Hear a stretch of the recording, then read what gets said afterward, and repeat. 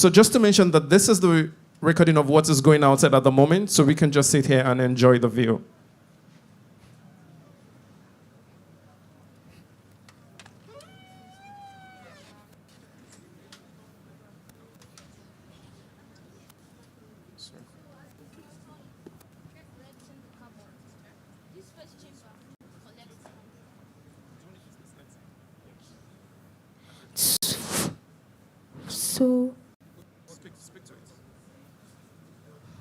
So the incinerator is collecting the carbon and is moving to the second chamber, which contains activated charcoal. Then this is the carbon filter, and this is the solution of sodium hydroxide. So this is the thermoelectric model, and its work here is to pick the heat energy to be able to convert it to electricity. Then this here is a thermistor. It's just to regulate temperature. Once the temperature hot, it cuts the. So then this is the thermoelectric model. It converts the heat energy from to electricity. Yes, you expect it to come.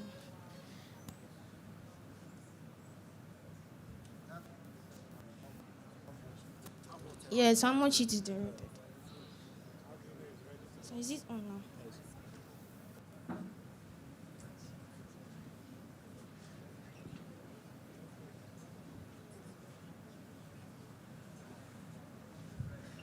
So the model I spoke about, this heat is then used to power a turbine. So in the model I spoke about, the heat that is coming out of here is used to power a turbine. And that turbine now generates electricity. So the other challenge is, how do you trap that electricity? So we're then considering putting it in batteries, passing it into the pole and making it roam back and forth until someone is able to utilize it. So it's good to think like this, but there is still a whole value chain behind it. But it's beautiful. It's a lot of waste. Okay, so so when you collect the waste, Okay. you first sort them out. So there's a sorting process. Oh yes, there is. So there is the one we call refuse-derived fuel, Okay. which are the ones that will really burn. You'd then extract the biodegradable ones. That one can be used for fertilizers and so on and so forth. And then it is the ones that can burn that really would go into this chamber. Okay, awesome. And apart from the carbon that you're trapping, there's also carbon monoxide that comes out of this, which is also very important too. Carbon monoxide is extremely dangerous. So you want to make sure you trap it very well. The idea is you are carbon neutral at the end. So you're burning carbon, you're creating carbon, but you are then also creating clean energy. So at the end you are carbon neutral. And then that's a big thing. Okay, the light is coming on now. Not yet, yeah.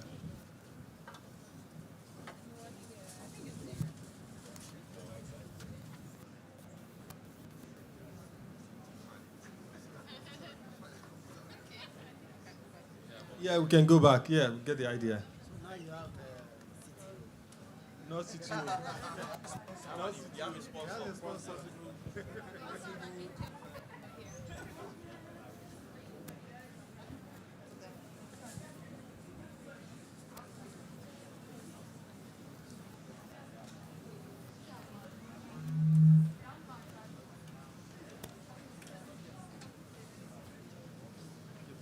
Can we welcome the judges back with a round of applause?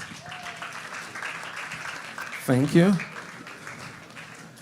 I hope you enjoyed what you saw, and I hope you could hear what was being discussed as well outside.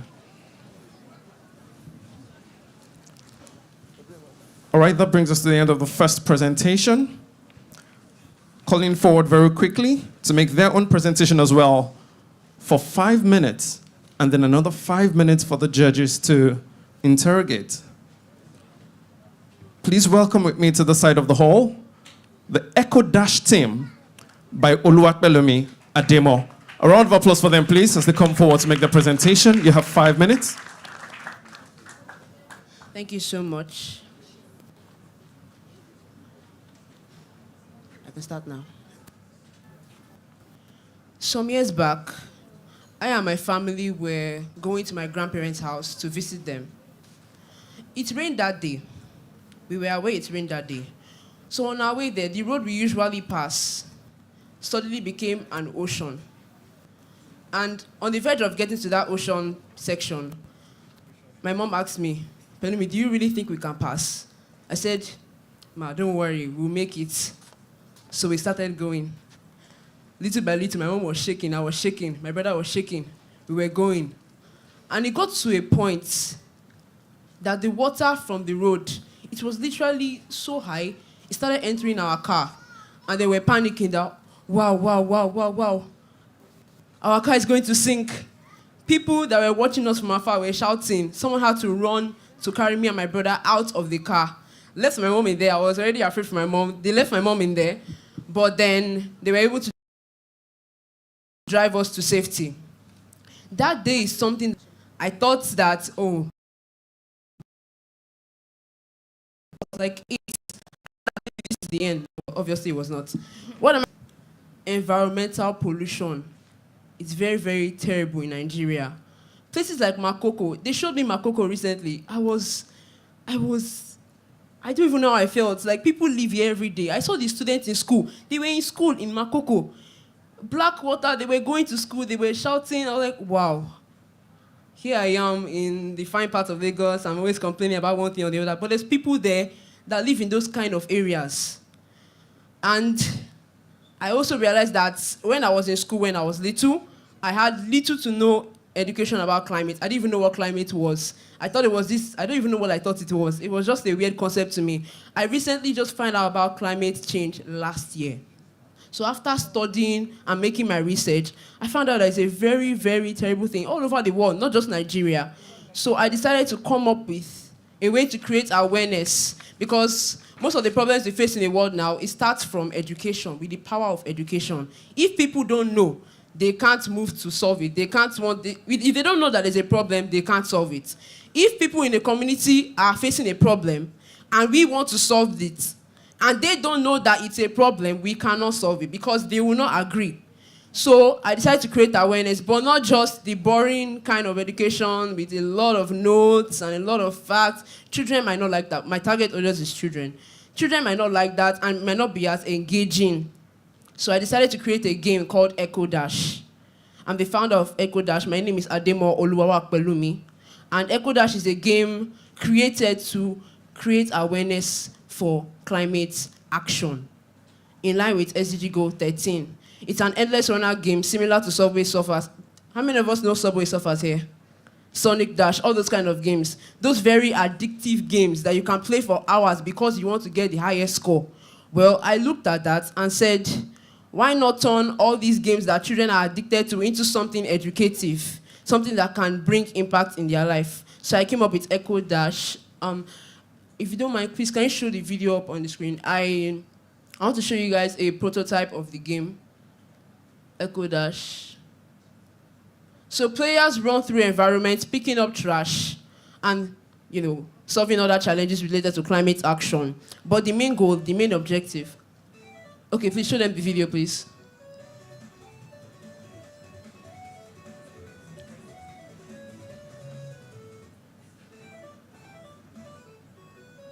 Okay. So this is the prototype of the game. The players run through the environment. Children love colorful things, children love games, so I decided to use that to educate them unconsciously.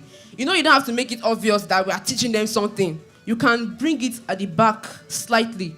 So I'm trying to achieve that using this game. Currently it's in the prototype stage because I started a month ago, and games are something that requires a lot of effort to make and a lot of teamwork. So yes, thank you very much.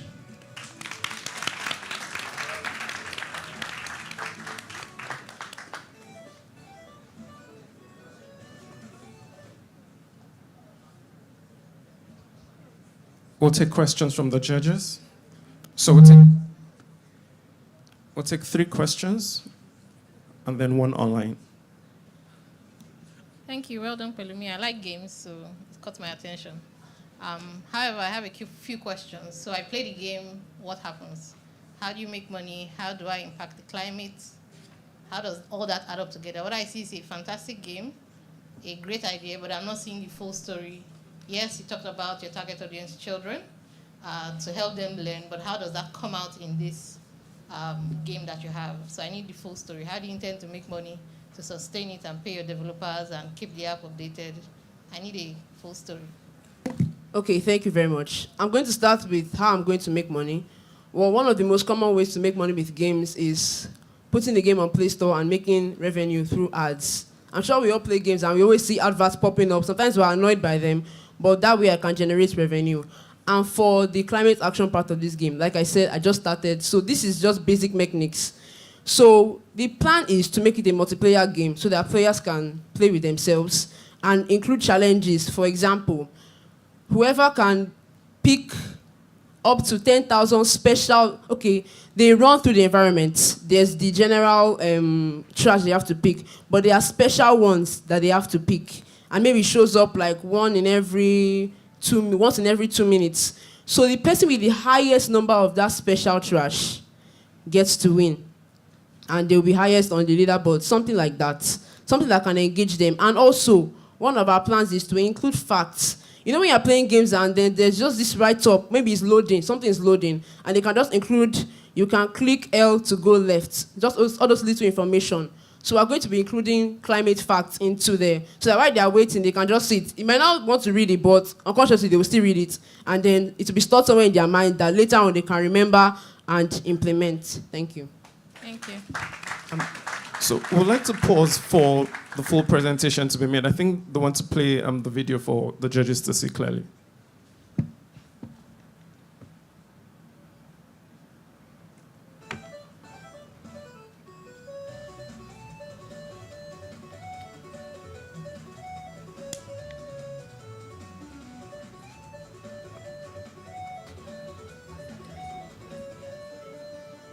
Okay. Sorry, can we please pause? Apologies for the misinformation. I'm told that the video that wants to be projected is for the first group. The light came on outside and then they wanted the judges to see that. So is that okay? All right, so apologies. The lights will probably have gone off. Yes, the live video. Apologies for interrupting your presentation. Can you please cast that to the screen now?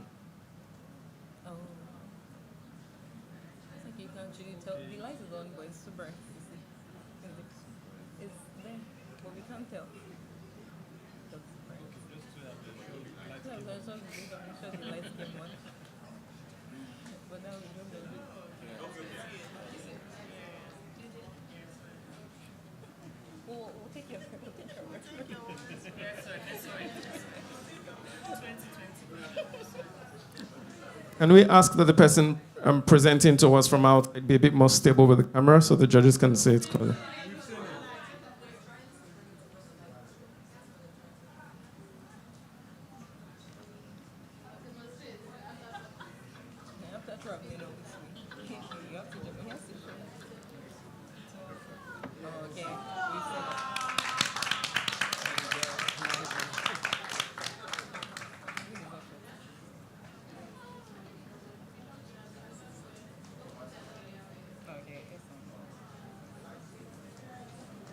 Some of us studied law, so we may not fully understand, but it's okay. It's looking like physics and those things they tried to teach us in JS3, but it was a bit above our, maybe just outside, maybe not IQ necessarily, but just outside the scope of what we're interested in. Yeah, let's leave it like that. But the judges understand. And they're the ones that are meant to understand. Oh, that's all. All right, are we good? You need voice? Okay. Permit me to please engage outside.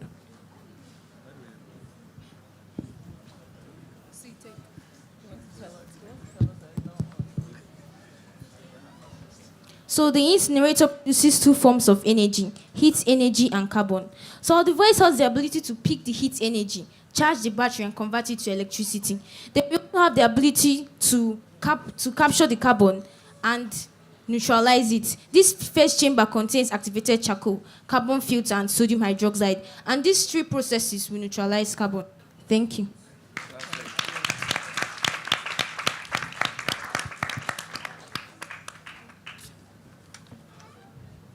Can you please give another round of applause for the team? That's Ifejaku, Chimamanda, and the GRF group. Thank you. Apologies for interrupting your presentation. We're taking questions from the judges. So well done on what you've done so far. So I have a question. Do you have any plans for community? Because I think that's very important in terms of engaging. And I think that would also help you get your message across even faster, like a gaming community. Are those plans in the works?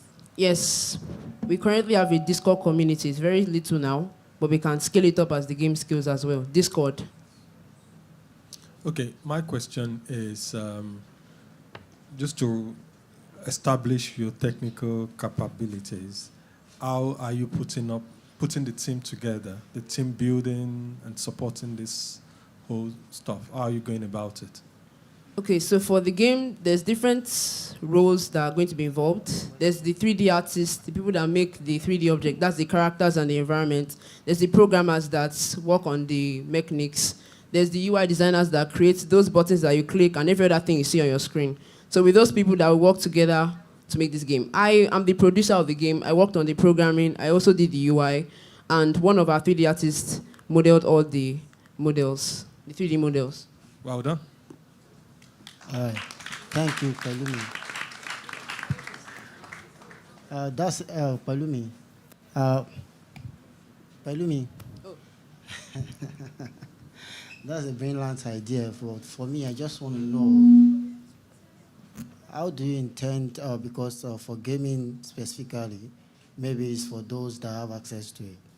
But if you're talking about the underrepresented children, how can they tap into this so that they can also be aware when they play games? How? Like, What age range are you talking about? Is it 0 to 5? okay, this will be available to children maybe in Ikoyi. Yeah, my Ikeja. age group. Yeah, in Ikeja, Ikoyi.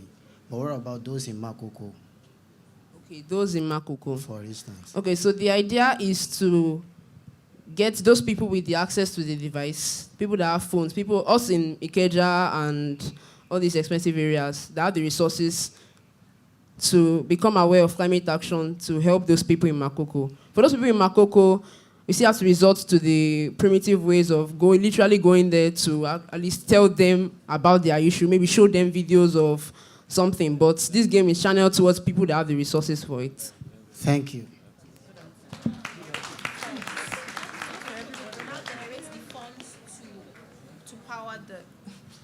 So I just try to understand that when we sell it to the bougie people, right, and they play it, then the funds that are generated will now be used to fund the education for the underprivileged, right? Yes. Awesome. Yes. Awesome.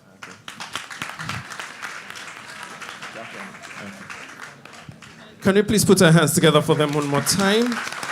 Urat Balumi and the Echo Dash group. So what has become clear from the interaction so far is that we cannot limit questions to 3 judges. However, we can say 3 judges of 5 minutes, whichever is less. Is that fine? All right. Thank you very much. All right, moving on along, we're going to our third group, and we will be welcoming SDG Quest by Onadeko Gayas.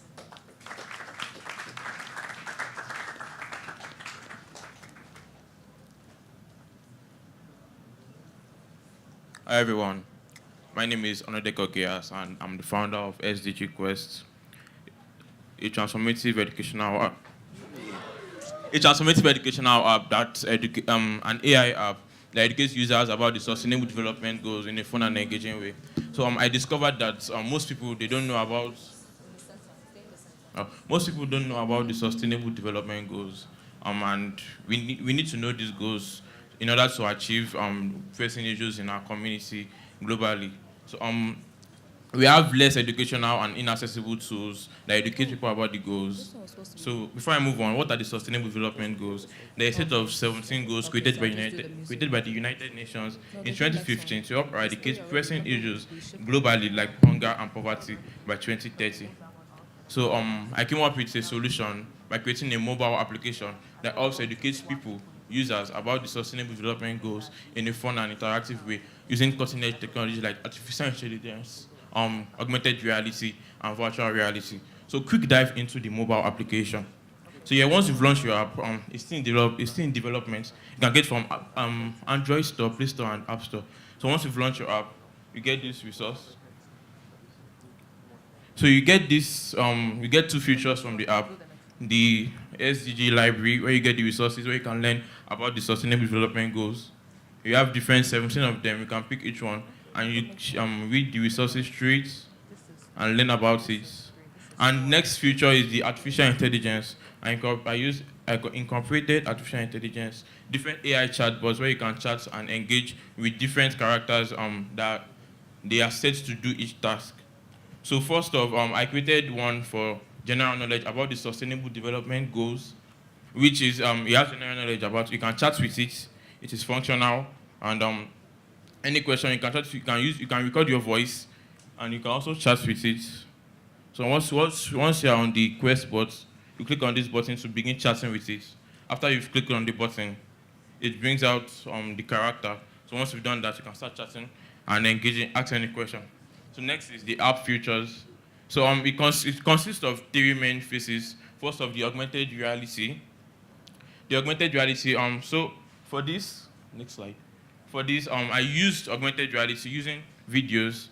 For example, this is a plain paper. This is the ordinary plain paper. So through this, with my app, with the camera, you can bring this paper to life and watch educational videos about the SDGs and interact with them. So I have 17 of these. So for example, the main goal is you can write any number, maybe number 1 or goal 1, and it pops up a video about that goal 1, and you get to watch them and learn about these goals. So this is a demo.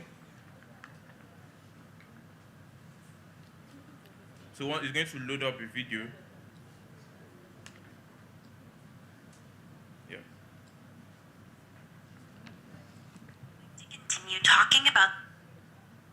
Hello, friends. Today we're going to continue talking about the Sustainable Development Goals, specifically number 13, climate action. So yeah, that's one of the features. So next up is the artificial intelligence. So with the artificial intelligence, you can so during my test run, I built an AI chatbot for Odulade Adekola.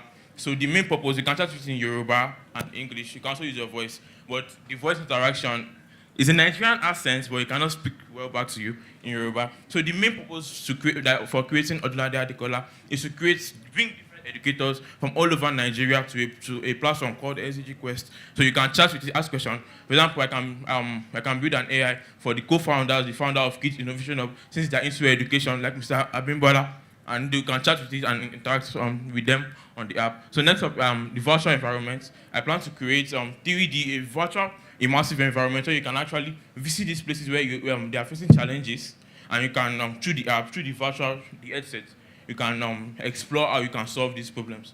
So my market opportunity, now we have growing demand in edtech and interactive solutions, and my target audience are the NGOs, schools, individuals, and different people. So I'm going to make revenue through in-app advertisements, through app downloads, through partnership with collaboration. Partnerships in the sense that I will be collaborating with schools to incorporate SDG Quest into their school curriculum, so kids can learn about the Sustainable Development Goals. So yeah, so that is basically SDG Quest. So with SDG Quest, we can bring the next generation of change makers, and also for people to take action towards a sustainable future. Thank you very much. Thank you so much. Okay, so we'll start with the question from online judge. Are you hearing? Sir. SDG Quest, chairman. So we started with a question from one of our online judges, Ms. Oyinkan. She's saying, have you done market research to see if people care whether they know about the SDG goals? Yeah, so I stated that most people, they are not actually, they don't want to, some people are not willing to learn about this.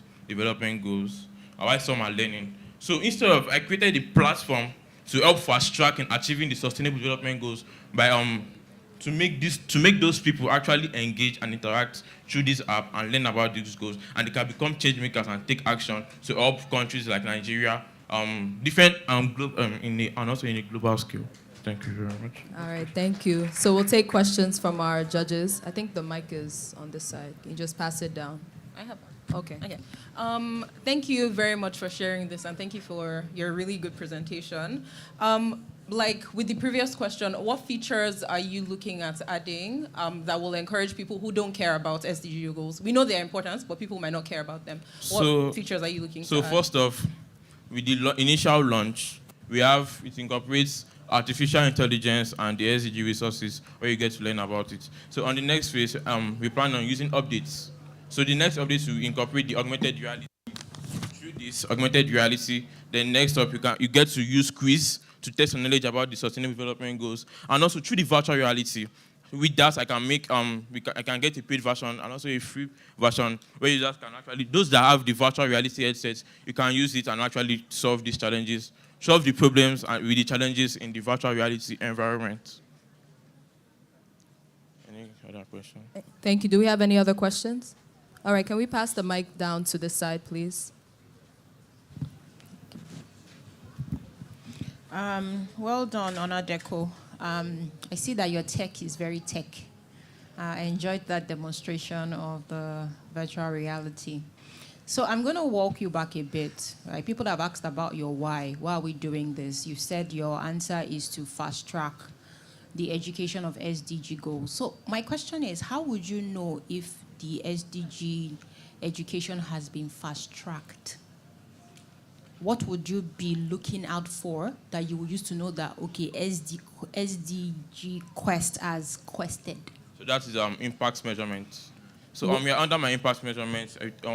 We'll be building a community through Discord and WhatsApp where we get to engage with the player or the users, where we can share resources with them.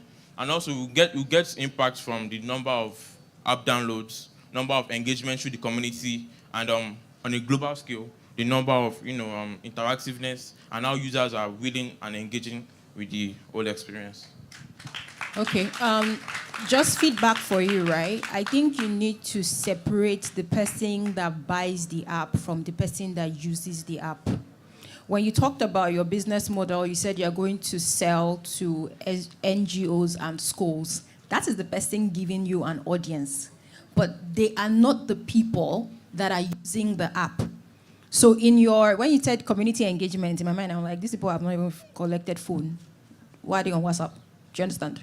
So you need to think about how you actually want to measure whether that 11-year-old, that 10-year-old has actually been educated, and separate that. But well done. So I have a team of developers actually on the app, and we work remotely. We don't have any physical member, we work remotely. I have a member, she's in charge of marketing strategy for social media advocacy and educational content awareness. We have the UI designers, game developers, and also we have different developers. Each features you are seeing on the app, we have different members for each of the features on the app. Thank you very much.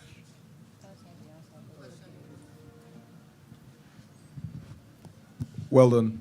What's the size of your community at the moment, and what are the feedbacks they've given you from so far?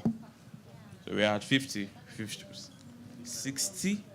Have they used the app? No, the app is not live. It's not live. So our community, we just hold resources. We teach them about the Sustainable Development Goals before we launch the app. So we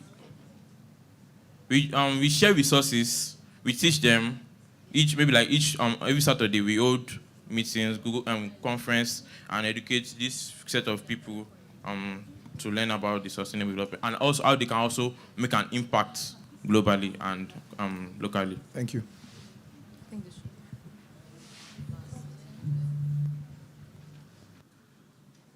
Thank you very much. Thank you very much.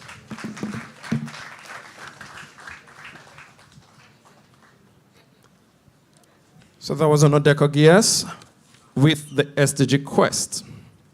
Fantastic presentation. Next up, we'd like to call for their own presentation as well. The Green Trade team, led by Wuraola Ademola and the Tech Fusion tribe. Can we celebrate them as they come forward for their own presentation? You have 5 minutes to make a presentation. If you have a demonstration you would like us to see, you can cue us in as well.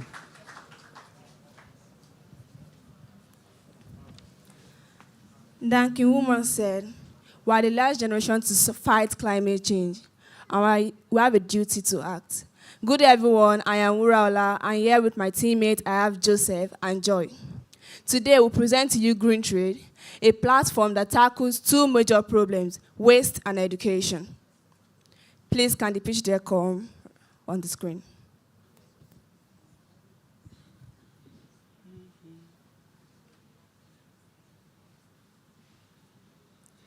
Okay, so before the pitch deck comes on, now the problems we are trying to solve. Every year, billions of tons of recyclables are being wasted on farmlands and oceans. On the other hand, we also have children who don't have access to affordable school resources and supply. So Green Trade is a platform where individuals, businesses, and recyclers can come and list their recyclables and also trade them. We also have a section that is for students where they can come and trade their used textbooks or used supplies and also exchange the ones they have for the ones that they will need. We also offer a special feature, which is a data insight tracking collection. So based on the recyclables that has been collected by an individual, we're able to track how that individual is making impact in his or her community, or the steps that that individual is taking to reduce the increased risk of health.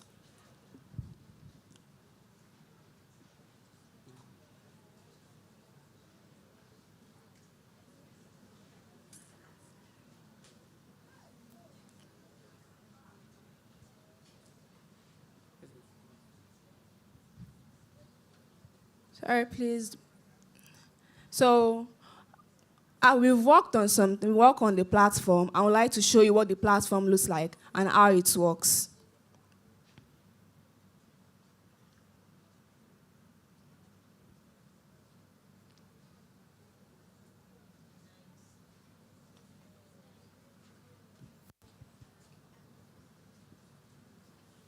Sorry, we're waiting for it to come on the screen.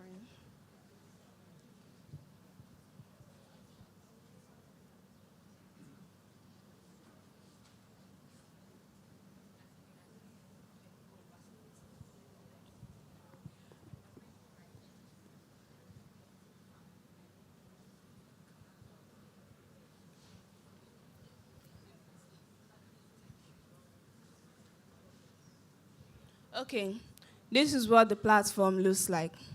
For a user just coming in for the first time, you get a chance to sign up. So please click on the sign up.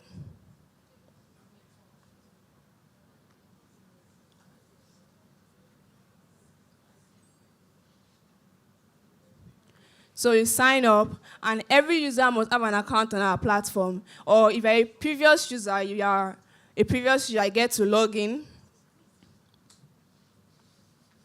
You log in from there.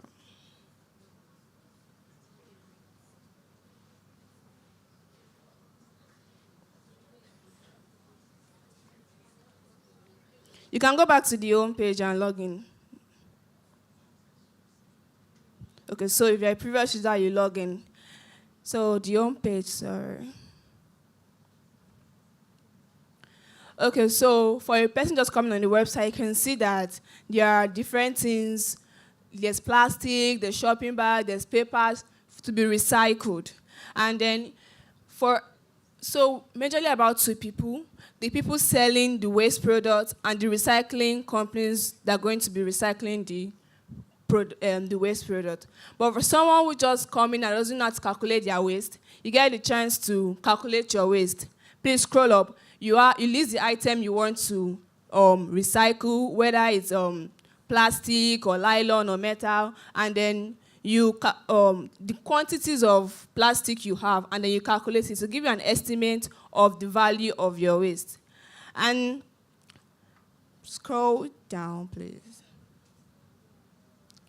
For the educational aspect, please click on the view list.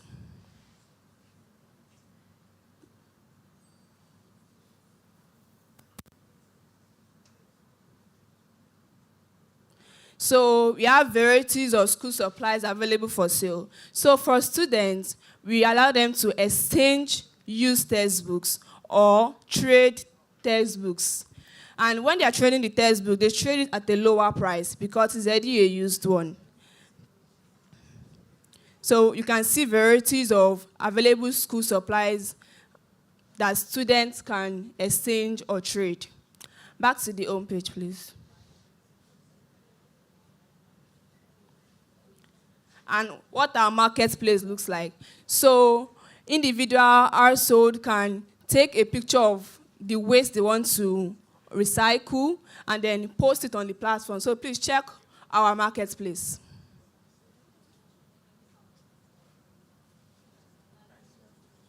No, it's right here. Check our marketplace. So yeah, the name of the person that is giving out the waste, and the amount I'm ready to sell this waste, and the location you can find it. Another features we are giving our platform is that we allow the users to be able to communicate. So if I'm a recycling company and I need to communicate with the person that the particular waste I want to get and recycle, I can communicate with the person on the platform. And also for students, we allow them to communicate on the platform in case you're having issues with getting to the person or the exchanging of books and things like that, you are able to communicate. So majorly what our website is about.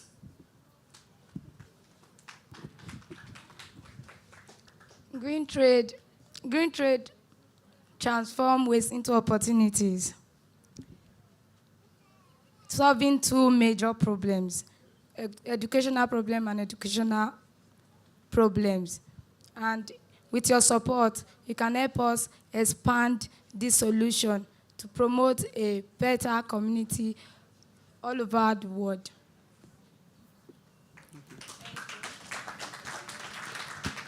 Thank you. We'll take questions from the judges. There's a microphone. Okay. Okay. Thank you very much for sharing this. This is really good. Thank you. So one question that comes to mind for me is, how do you make sure that people aren't just posting? So if I can just post on the platform and take a picture and say I'm sending all of this trash over, how do you make sure people are sending what they're actually saying they will send? How do you prevent people from just, I don't know, putting together some trash that's not actually valuable? And I think just to piggyback off your question, how do you do quality control? Because that'll be an issue. Okay, so answering how people know that this product are real. So when we are like a middleman, so we connect them with these collectors, these people that will collect the plastic. So when they post it on the platform that, okay, we have 40 kgs of plastics at Aja. So when they post it, the location is being shared. When the location is being shared, the collectors, which are the people that collect this plastic, are the ones to go there and collect the plastic and verify that, okay, this is exactly 40 kgs of plastics that you placed on your platform. Now, coming for the originality, I guess that has to do with the school supplies. So you are going to do videos, make videos of your product, or also put pictures of it. Now, for making sure that it's how it's supposed to be, when it's being picked up, it's being checked by who ordered it or who wants the product. Now, when it's being picked up, there are different checkpoints where you set to this, okay, this will be picked up. I stay at Aja and you stay at Chevron. You choose a good bus stop where you can pick these stores up and you check it. And when it's being checked, you will verify on your website that, okay, this has been checked, and we mark it as a check.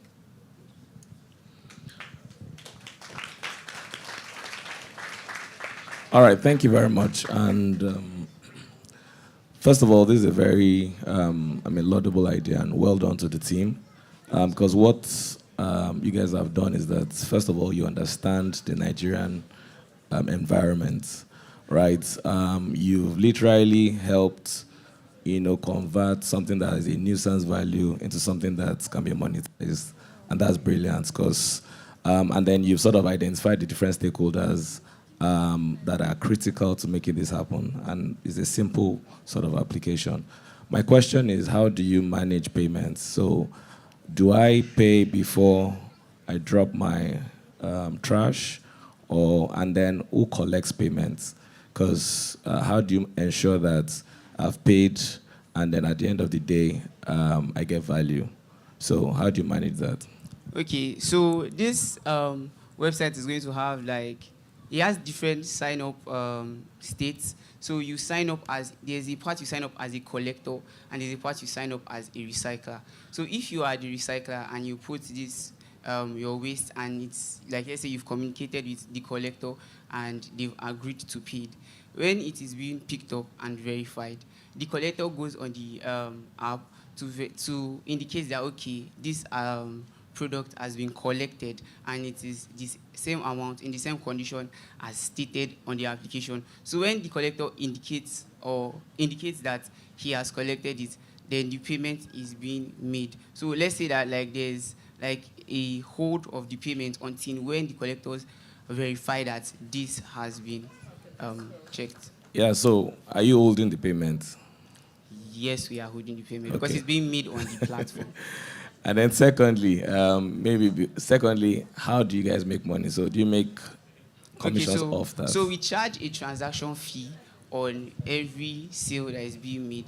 And apart from that, we also mentioned that we offer a feature of a real-time data insights on the waste that you've collected. So as we know that this data will be needed by environmental agencies and some business organizations who are interested in the environment. So you are doing a premium subscription for you to get this information that you need. That's it. Yeah, in the spirit. Okay, so fantastic idea. I think first feedback from me is that is your storytelling we need to improve on. But I think you guys have a fantastic idea. As an individual who has waste in my house, I'm incentivized to come and sell my waste so that I can earn some money. That idea alone solves a lot of problems we have with waste in Nigeria, like sorting. I feel this is a fantastic idea first. I'm worried about how you intend to make money too, but you've answered some of the questions. I'm comfortable with it. It just needs a few tweakings here and there, but I think this is something that can really work and solve social problems in Nigeria. Thank you, Ma. Yeah. But the only other thing you need to worry about is this is a website. The people you are dealing with, if you dissect where waste comes from, they are not website people. So how do I interact as Mama Ibeji in the market that produces waste? So we need to have a broader view on that too. Okay, very fantastic this idea. will be our last question. Okay. Last. All right. You mentioned you have two stakeholders, right? The person giving the trash and the person collecting. How do you take care of fraud? For instance, someone has collected and gives it back to another person that can provide the trash. So how do you handle duplicates or fraud or round tripping? Do you understand me? Yes. Okay. So for that, before you register on the platform as a collector, you must be a verified recycling bank. Like how we have various recycling banks like Reswai, we have recycling banks like Trash Cash or something like that. So you must be a verified, you must be known by the government that you are a verified recycling collector before you can register on the platform as a collector.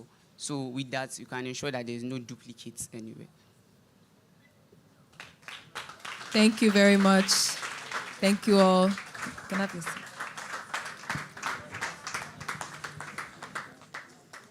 All right, we've had 4 wonderful presentations. So now we're going to have a brief musical interlude. So we'll be welcoming the Destiny Trust Kids led by Mr. Israel Akinyemi. So let's welcome them as they come to entertain us briefly.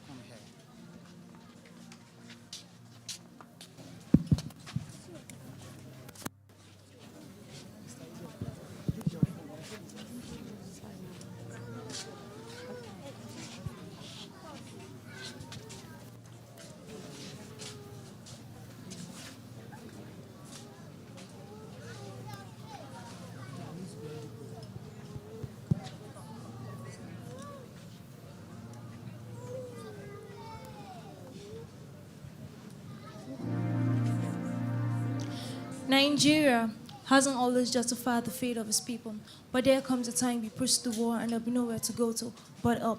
If we can just decide in our hearts that we want to believe in Nigeria and we want to take a step every day to make this country a better place, that's our dream. New Nigeria is our dream that we so much seek and desire. The destiny of Nigeria is in our hands. We are the country, and the country is us.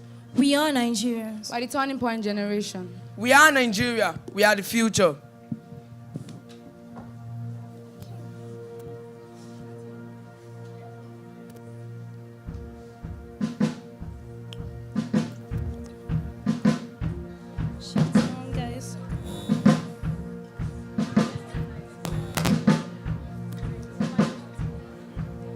We are the future, we are the dream. We are the nation, we are part of this. Yes, we are so amazing, that's the least we shall be. At the heart of the nation, changing history. How can they say that we are finished? We have just begun when we have nowhere else to run to. We have nowhere else to go. So get out of the way of the land of our dreams. We are the nation, we are part of this. We are the nation, we are part of this. We are the future, we are the dream. We are the nation, we are part of this. Yes, we are so amazing, that's the least we shall be. At the heart of the nation, changing history. How can they say that we are finished? We have just begun when we have nowhere else to run to. We have nowhere else to go. So get out of the way of the land of our dreams. We are the nation, we are part of this. Oh, we are the nation, we are part of this. Oh, carry the song, carry the sound. The future is here, the future is here. Goodbye yesterday, tomorrow is now for the taking. The future is here, the future is here. I am the future, I am the dream. I am the nation, I am part of this. Yes, I am so amazing, that's the least I shall be. At the heart of the nation, changing history. How can they say that we are finished? We have just begun when we have nowhere else to run to. We have nowhere else to go. So get out of the way of the land of our dreams. We are the nation, we are part of this. Oh, carry the song, carry the sound. The future is here, the future is here. Goodbye yesterday, tomorrow is now for the taking. The future is here, the future is here. Raise your hand in the air if you believe the future has come now. The future is here, the future is here. Raise your hands in the air if you believe the future has come now. The future is here, the future is here. Raise your hands in the air if you believe the future has come now. The future is here, the future is here. Raise your hands in the air if you believe the future has come now. The future is here, the future is here.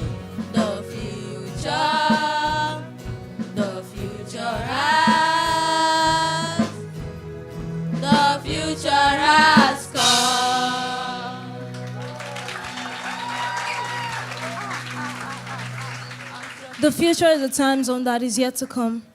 The future is everything that we've not yet done. The future is everything that we can become, that we've not yet become. The future is here, the future is now. The future, so we should go ahead and deliver the future. Because you must, because you can. Together we will. Thank you.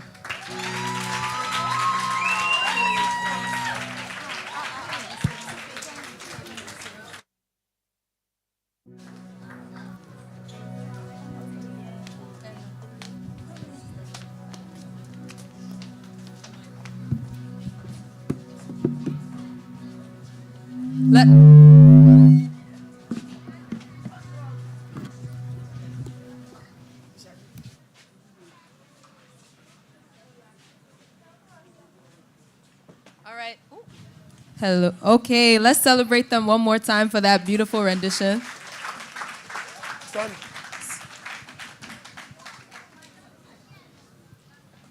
Tell your neighbor, or ask your neighbor, are you the future? What did they say? Are you the future? Ask them again, are you the future? What does it mean to be the future? Who said that they're the future here? Ha, nobody wants to raise their hand again. What does it mean to be the future? Huh? You guys have been saying I am the future. What does that mean? Nobody knows. How many people are the future here? No one. What does it mean? Ah, my friend, David from Anambra State. What does it mean to be the future?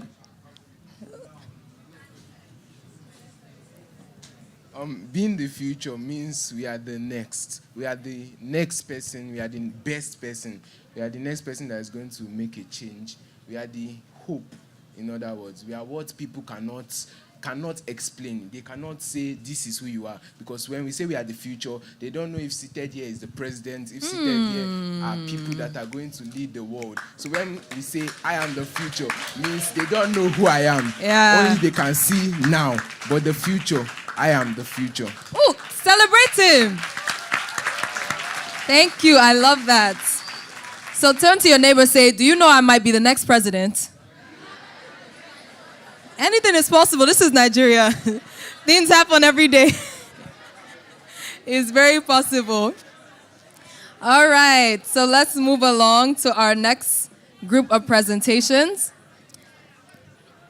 So next we'll be having a presentation by Oluyemi Shokpade and Kingdom Tech. Let's welcome them as they come.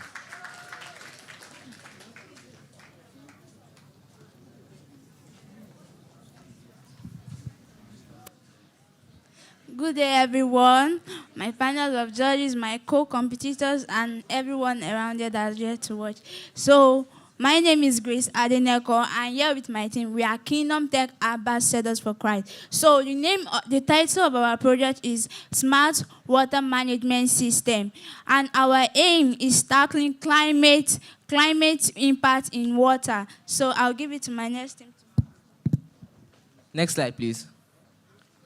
So just like my teammates mentioned here, we are Kingdom Tech Ambassadors. Kingdom Tech is a group of young innovators. We aim to create sustainable solutions to global challenges. We harness the power of technology to actually create sustainable solutions and innovative ideas to tackle climate impact on water. For the Kids Innovation 2024 competition, we've decided to come up with a smart water management system aimed to tackle the climate impact on water. Thank you.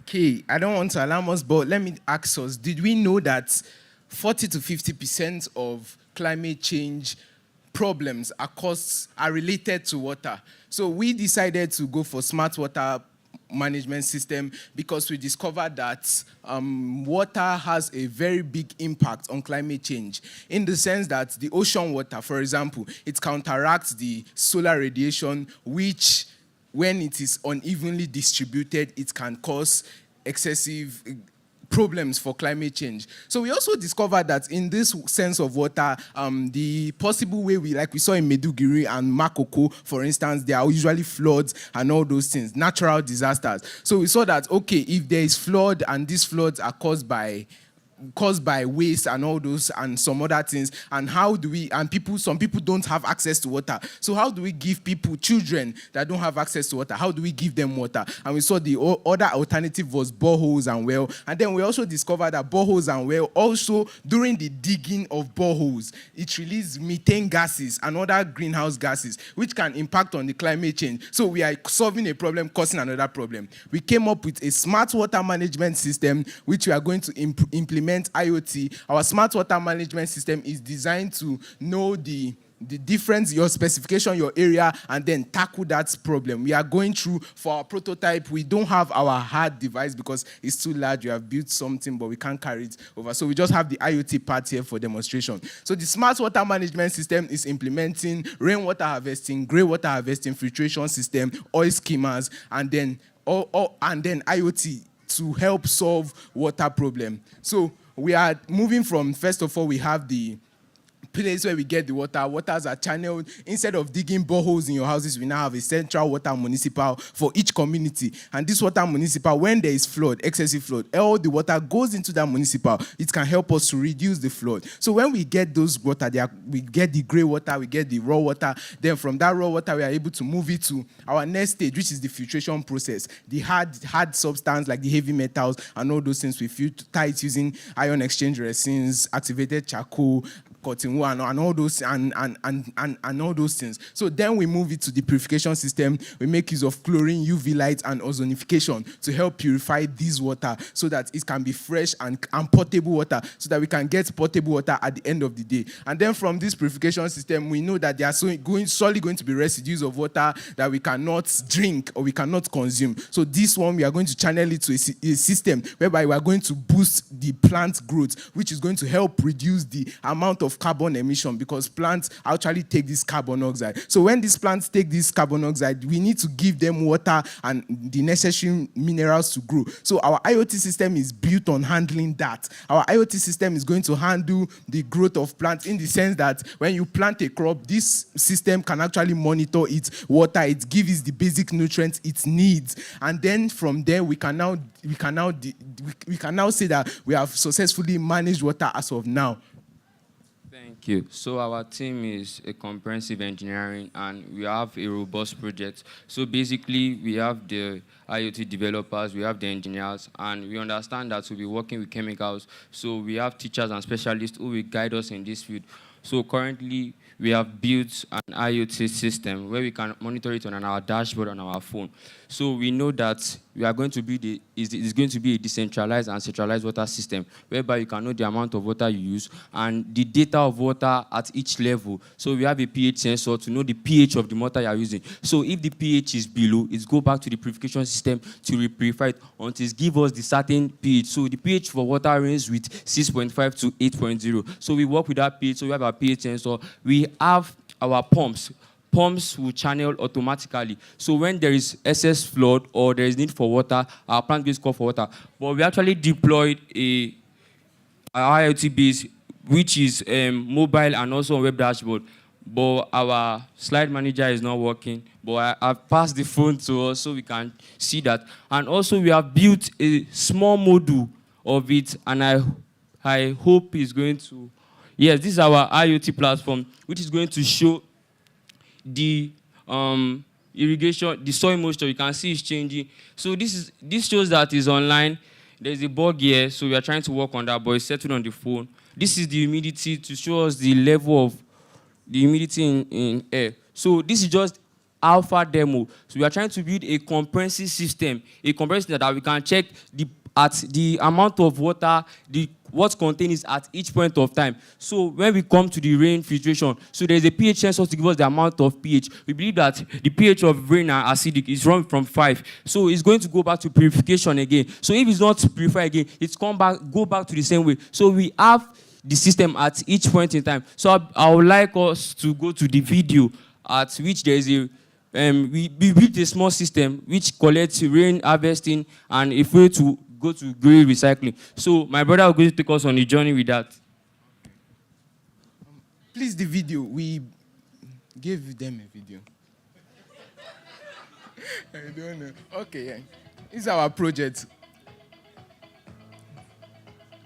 See how large it is. Wow. All our efforts. So that is actually the rainwater. This is the rainwater tank. This is where we get the water that will go to. Okay, I'm talking. Listen to me. Oh, listen to me, please. Starting point, we have the rainwater harvesting and the grey-water harvesting. This rainwater harvesting is a process that the system will use to harvest rain from this when rain fall on the surface of the roof. Each houses in the community, as you can see, they have a roof, so rain transport. Okay, please pause. Sorry. So basically, just if you can send you the link if you need it. But so you are like, what's our marketing strategy? What are our targeted customers? And how can we go about this? But our targeted customers are vulnerable communities. And our business model is a B2G because we realize that we have a lot of people and we cannot do it on our own. Even though non-governmental organizations can come in, but we need engineers, we need water engineers, we need mechanical engineers, we need electrical engineers, we need IoT developers, we need embedded system engineers. So we know that there are a lot of people we are going to need. So our model is a B2G. And also, we also offer a B2C, whereby you can build this system in your house, that you know the amount of water, the flow of water, the content of water you are using. Thank you. Thank you very much for that lovely presentation. So we'll now welcome our judges for any comments, questions, or feedback. Can you help me?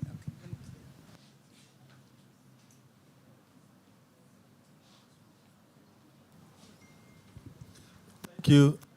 Beautiful presentation. I believe you've thought this through. However, I have a little bit of a comment around how you've put it together. In some sense, it feels like some part of this is reactive in the sense that you're waiting for the rain to fall. You're waiting for all these things to happen before you take action. Okay? I think I'd love to listen to how you are predicting. You're looking into the future. So in this, perhaps you would have made mention of sensors to know how much rain we should expect in a particular period, and that would be kind of proactive. This looks like a very cost-intensive project. So how do you plan to get the money? And also, from a marketing standpoint, how are you going to make money? Thank you. Okay, sir. We know it's a robust project, and that is why we need funding, and we meet with government. So that's why we say it's a B2G. So the government will stand as an intermediary with the consumers. And from there, we have our interest and profit.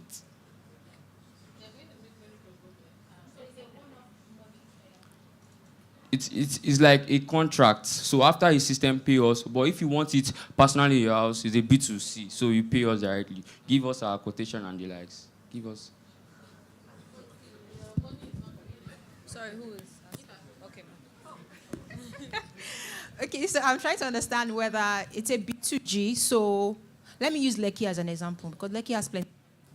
Right? So as you were talking, what came to my mind is we had a recent flooding about 2 months ago, and all the roads were impassable. So what I saw was how this solution could have potentially gathered all the water on the road and take it somewhere and then bring back water, clean water for us, and everybody's happy. So I guess what wasn't clear to me is how you want to make money is that, let's say you go to Etiosa local government and you partner with them and say, we want to help you solve the water problem in Lekki. And then Etiosa gives you that contract, and then you deploy it. So I assume they pay for all the materials, installation, and whatnot, right? And then these things have been installed in every single house in that area, and it's piped to your plant. Is that it? Like, once the plant is operational, you don't make money again? We make money from it because you subscribe to the IoT system Okay. to check the reading, the live reading. So if your subscription is end, you can't check anything. You have to pay for it again, and that's how we get our Our money. So who is paying for the subscription? Me living in Etiosa or Etiosa local government? Etiosa local government. Okay, so so that's the thing. So you guys, the way I want you to think about it is that there is the person buying and there's the person using. You need to consider the two of them. Now, the government can help you to set up the infrastructure. I like it, brilliant. But when it comes to the operations of that technology, I'm the one that needs to know whether rain is coming to carry me away tomorrow. Do you understand? Yes. So you need to make it. Why should me as a B2C, why should I care about this? Right? You need to be able to sell that to me. And I think that's what is missing for me from what I'm hearing. But I like it. And I particularly would like to solve the flood problem in this area.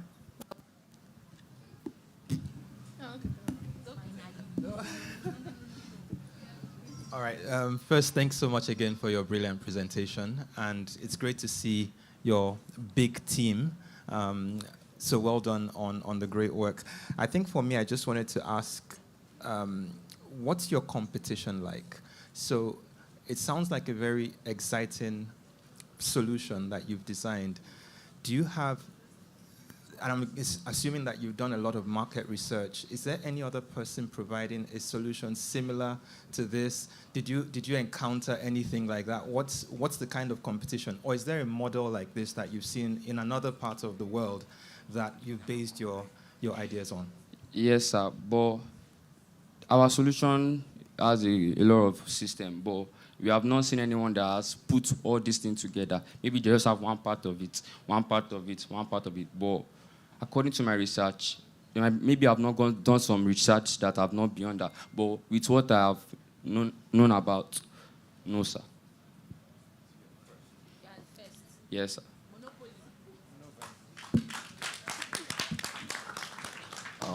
All right, sir. In addition to what you asked, I want to say that our smart water management system incorporates actually 3 key features, which is the rainwater harvesting system, the grey water recycling, and the smart irrigation system.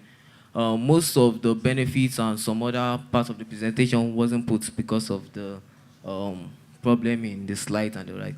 But like my teammate mentioned, actually from research, we haven't seen any,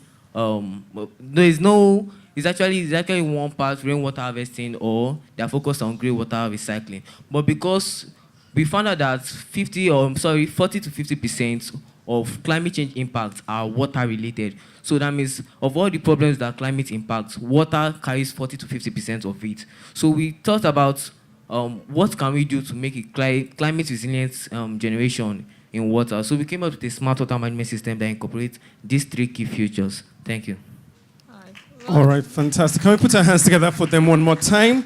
Uliemi Shotbadi and the Kingdom Tech team. Brilliant presentation. Can we celebrate them as they go back to take their seats? Fantastic job. All right, next up for their own presentation,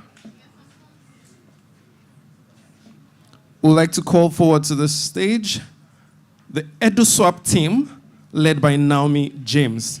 EduSwap team, led by Naomi James. Can we please celebrate them as they come forward as well? You also have 5 minutes to make your presentation. Thank you. Good morning, everyone. My name is Naomi James. I'm the product designer, and here I have me with my partner, David. He's a front-end engineer. Oh, sorry. Okay. Millions of Nigerian children lack access to educational resources and a platform for skill acquisition. Isolated communities face challenges in physical peer-to-peer learning. Students find it difficult to share books and educational materials with their neighbors due to evolving community dynamics. These are the problems that we've discovered a lot of Nigerian students faced, and that's why we are trying to solve them. Few days ago, I was walking through my community, and I found out that a lot of books, after a class, students will just throw their used book away. Why? The thing is that they don't know that these books can be used to make money or to get new ones. So we are partnering with a lot of companies that do these things. For example, we partner with We Buy Book. Okay, We Bad Book is a company that buy your books, any maybe textbooks or notebooks. They just buy it. Then they will give you an amount of money so that you can use. So these books now, we also partner with FedEx. FedEx is an international delivering company that collects, that deliver things to you. How we want to get our users to be able to get this book is that when our users drop their book at every section of the term in the community, there will be a place, and we will reach out to communities so that they can know that, oh, this is what we are doing. We want you to gather the textbooks at each section so that we can use it to get new ones for our users. So this textbook is free. We are doing it for free. Our users can get textbook free for every section. So our platform has two main features, one dedicated to educational resources and the other for skill acquisition. Skill acquisition. We know that a lot of Nigerian students face challenges in employment opportunities and they don't have skills, especially undergraduates. They don't have skills. That's why they can maybe look for something to do, go into cultism, go into Yahoo or something like that. So we've brought up an idea that can solve this problem. Okay, our platform is more of peer-to-peer learning. So users can go there, they can be able to meet their peers that have knowledge of what they want. Then their peers will tell them, okay, they can be able to upload videos, they can upload articles that can be able to help them in their various problems. Okay, I'll hand it over to my partner so that you can take you through our platform. Please, can you show the platform? This is EduSwap. When you click the Learn More button,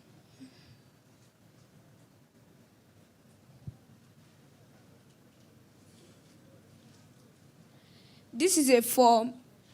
You can fill it. There is name, location, and everything that is required of you. You fill in the form. As you fill in the form, we partner with FedEx. FedEx, this button is connected to a database. When you click it, it takes the information you imputed into here to the database, and we have somebody that is responsible for maintaining this and the distribution of books. The back, please, the homepage.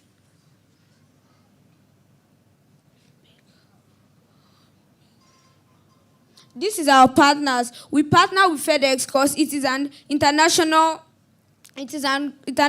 delivery company. It helps us to deliver our books.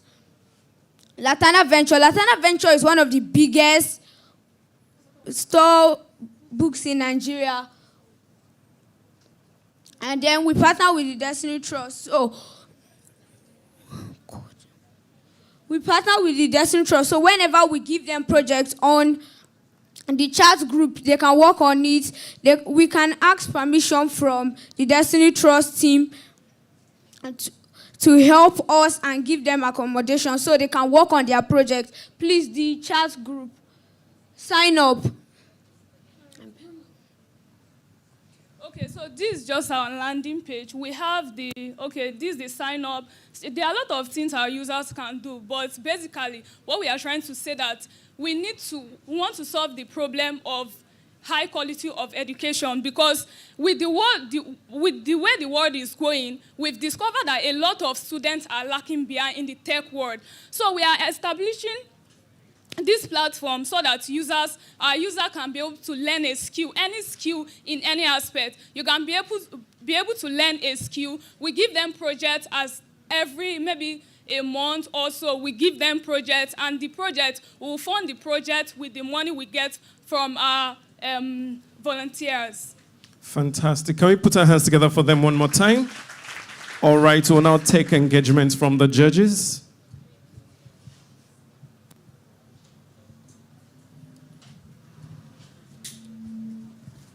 Do we have any questions or feedback for the EduSwap team? Not yet, okay. Hi, David. Hi. Smile. All right, well done, Tim. So I think I need you to take me back a bit so that I understand what we're solving for. Are we trying to give books to people that don't have books? Or are we trying to exchange knowledge between people that have the knowledge and people that don't have the knowledge? Which is it? All right. So we are giving, okay, imagine that I'm in SS3 and my previous book, I'm not using them again, okay, which is true, right? So those books, I don't need them again. I will just take it to the community. While taking it to the community, we have our partner. They will get there, collect all the books, then they'll bring it to our library. We are planning to, have a library. So when they take the books to the library, if the book is good, we'll drop it in the library. So anybody that wants a book, they can come. The people using our platform, they can come and get textbooks for new section when they are going to a new class, something like that. Okay. So there's a page where our users chat each other up, like they can chat, interact, learn. Maybe now I have an assignment I don't understand. I can just go there, tag a user, somebody, because we specify. When you go to the group chat, you see this person is good at math, this person, is good in coding, something like that. So you just tag that person, and that person will help you out. What do you need? What are the challenges you are facing? They will give you solution to them. Okay, so that helps a lot, because I couldn't understand what FedEx was doing in that presentation, but it's clear now. The only thing I'm going to add is that when I think about the future of textbooks, right, I keep asking myself, are we going to be using physical books in the future? So I like the idea. The idea is to exchange what you know. So you already have a digital side, you have a physical side, but start to think about, what if textbooks become devices in the future? What will that feature look like? Just think about that, yeah? But well done. Thank you. Okay, so my feedback is, this explanation you gave us now is what you should have explained. Sometimes the pressure of presentation can make you go astray. So next time, just tell your story the way you know it, which is, I just finished school. It was clear now. Before, all of us were a little bit confused. So next time, you know what you've done. Just tell the story. It makes it easier to understand. I think the idea is good. But as she said, textbooks may go away. I know of companies who have digitized paper now. A lot of people are no more buying notebooks. But she's a digital person. Me, I like to read physical books. So yes, there may still be the need, especially when you look at our context in Africa. But I like the idea. I have books from secondary school that are just sitting there in one corner. I'll just give you quickly, and somebody else could use it easily. So I like it. Well done. Thank you. Sorry, thank you again for your presentation, and well done on the great work. Thank you, sir. I just want to find out, you mentioned it's free, completely free, but you partner with FedEx as well, and there's distributions that happen. So how is that cost absorbed, and how do you make money from this? All right. So the textbook section is for free. Like, our users can get textbook for free. But the chat place, you have to pay 1,000 naira every month to access our platform. So our users pay 1,000 naira every month. The thing is that 1,000 naira is a good deal, because what we are offering them is more of 1,000 naira, right? So that's what we are trying to do. Since they don't know that they can use their book to get new ones, or we can sell it for them, like, we are just acting as intermediary between them and the people that has those companies, something like that.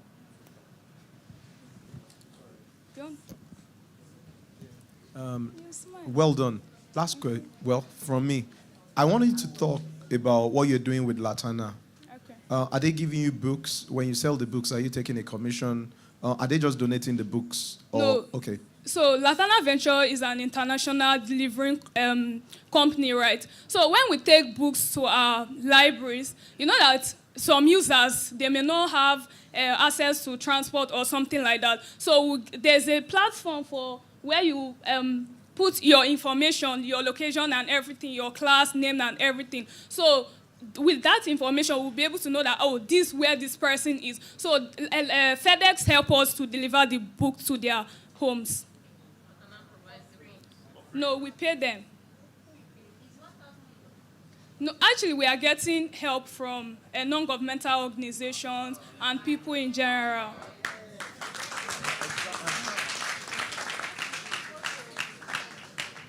Fantastic.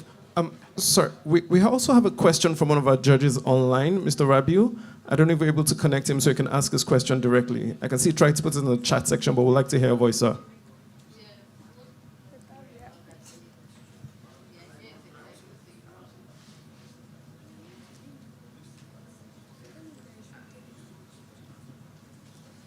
Kenny, please, can you put all the websites so that we can go through while we wait? Okay.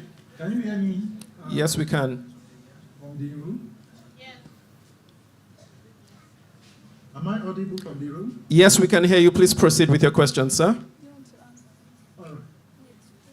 Okay, I can hear some echo. Let me put off my mic. So my question is, you plan to use FedEx.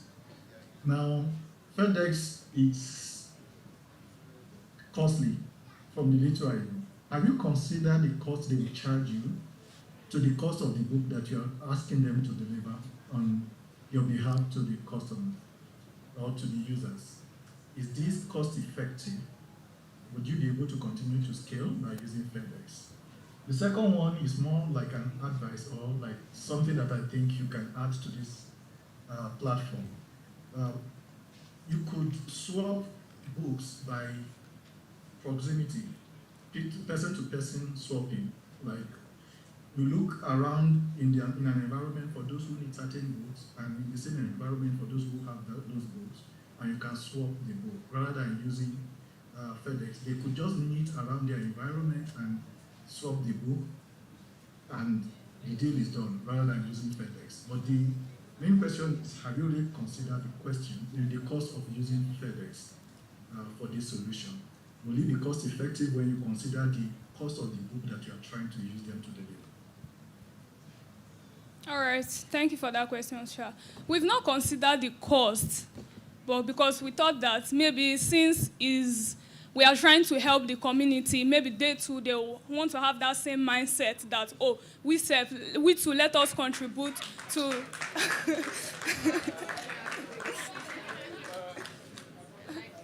Yeah, something like that. So in that context, you're trying to play to their CSR initiatives. All right, so we'll take one final question, sir. I saw that your hand was up. Okay, but the questions they have been asked, but I just want to tell my friend, can you just smile for me, please? Smile. I know that the work you do is brain tasking, right? And I have such engineers, they just look at their laptop, they don't want to know what happens.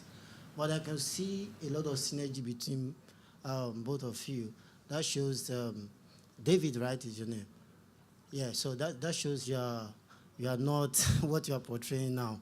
So the question that I wanted to ask has been asked, but I just want to tell you guys, well done. It's a nice one. David, please, smile more. Please. Thank you. So computer has to get up for Mr. Taiwo as well. All right, fantastic presentation. EduSwap team, you may now take your seats. All right, we'll take one more presentation in this segment before we take another interlude and then go to the final three presentations. Please welcome with me to this side of the hall for their own presentation, the Gov Trust team, led by Shakiru Ashiwaju. Gov Trust team, led by Shakiru Ashiwaju. If they have any presentation, please, can we put it up quickly? Gov Trust team.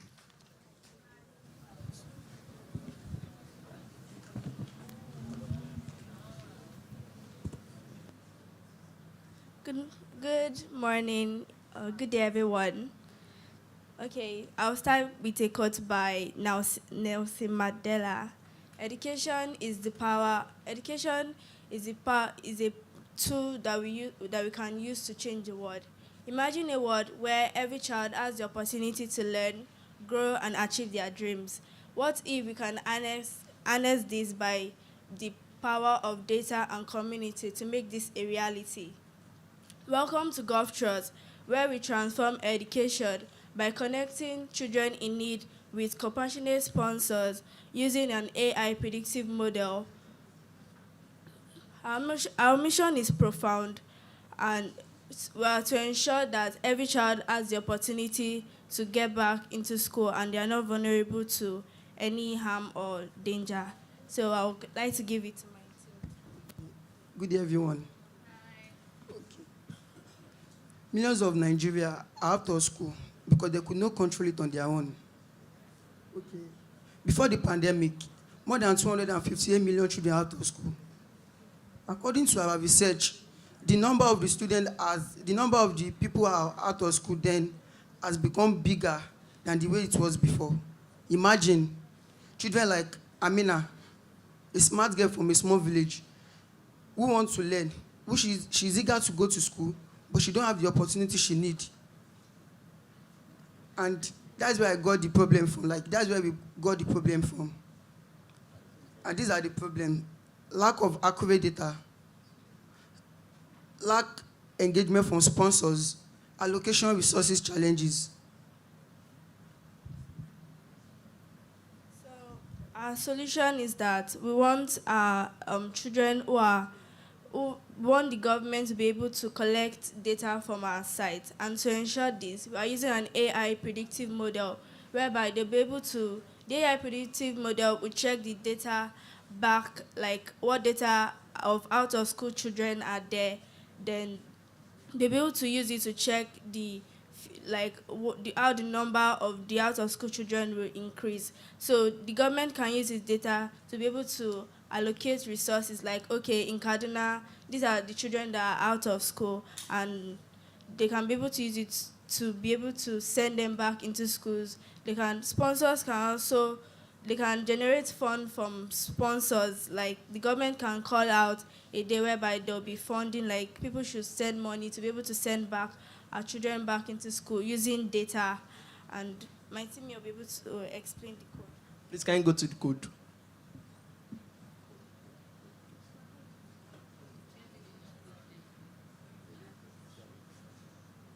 So you can see in our code that in the sign up, please go up to the sign up. Go up to the sign up. We have four, in our sign up, we have four main, we have the four people that can come and register. Like we have the volunteer, you can come. Please, can you show everybody? We just over around it. Yeah. We have like a volunteer can come and register. Please increase the length to be 100. Like the maximum will to be 100. So, okay. So for the sign up, over and you say, as a sponsor, you can come and register as a sponsor, as a volunteer, data submission, and research collaboration. For this data submission, is for our social workers.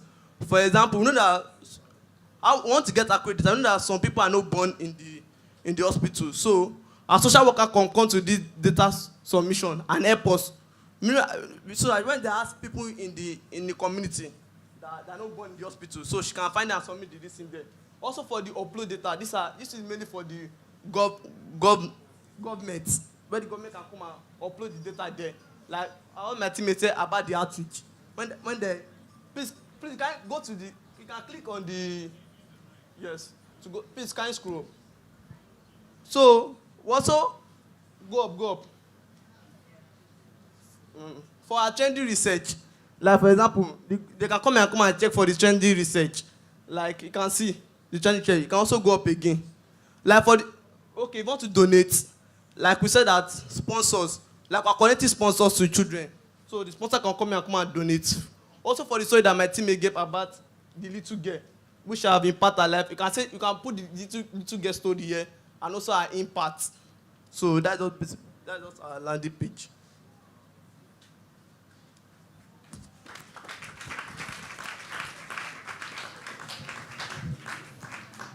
Is there any other part of your presentation you want to illuminate on? Or can we proceed to questions? We can proceed to questions. All right. Okay, I don't know if it's only me, but I'm still not sure of the story. So can you, like, briefly, in a short step, just like a story, why did you feel the need to do this? What did you do? And then the impact. Short, so that I can grab it, please.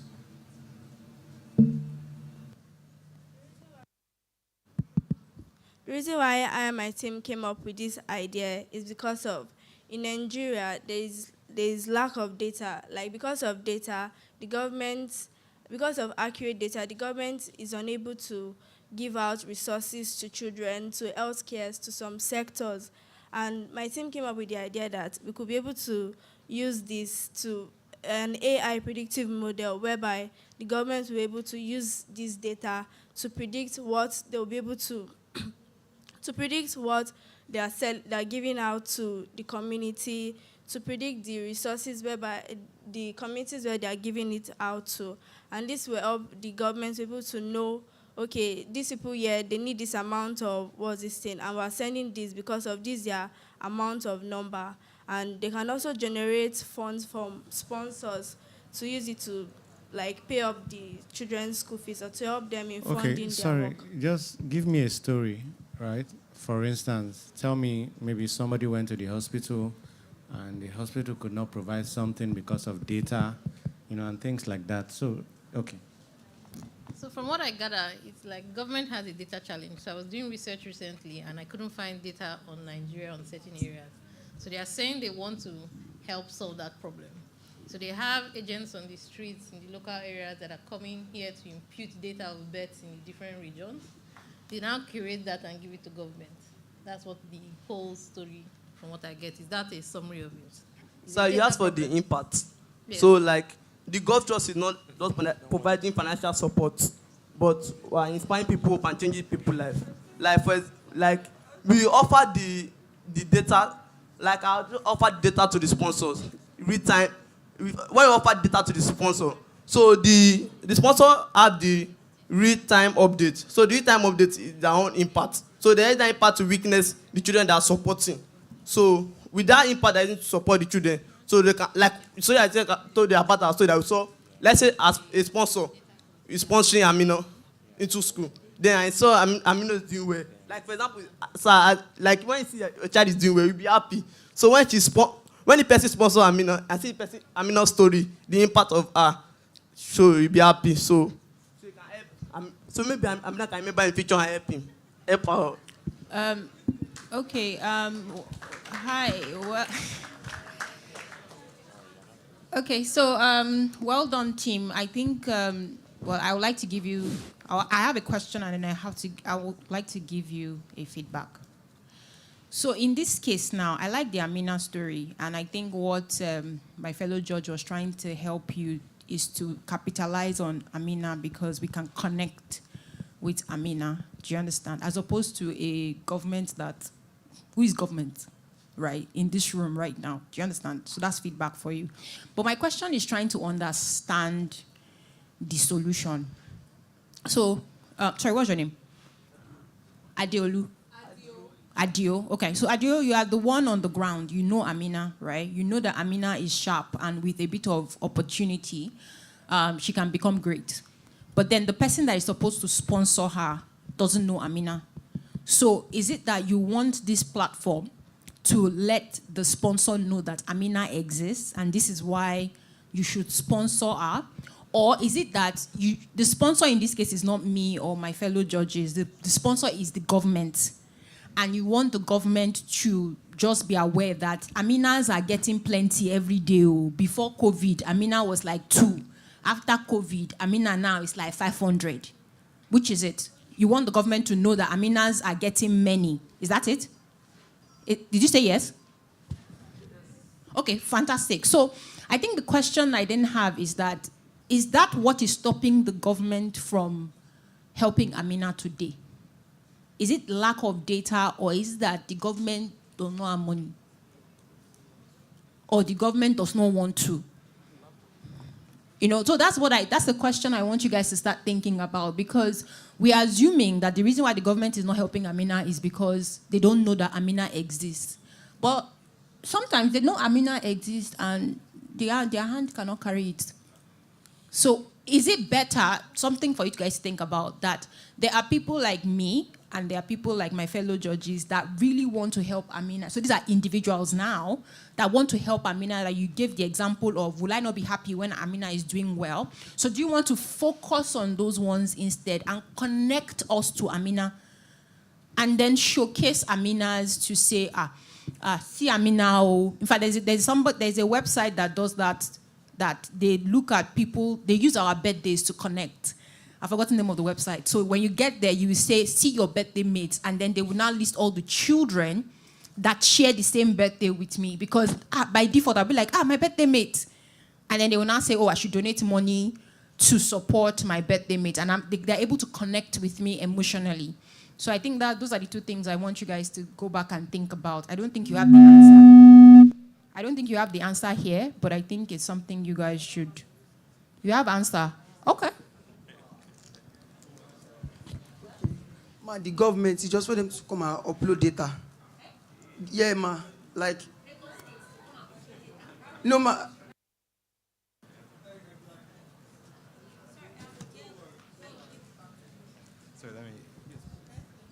All right.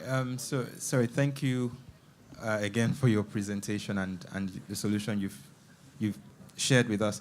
Now, I will just add a bit to what the fellow judges have already said.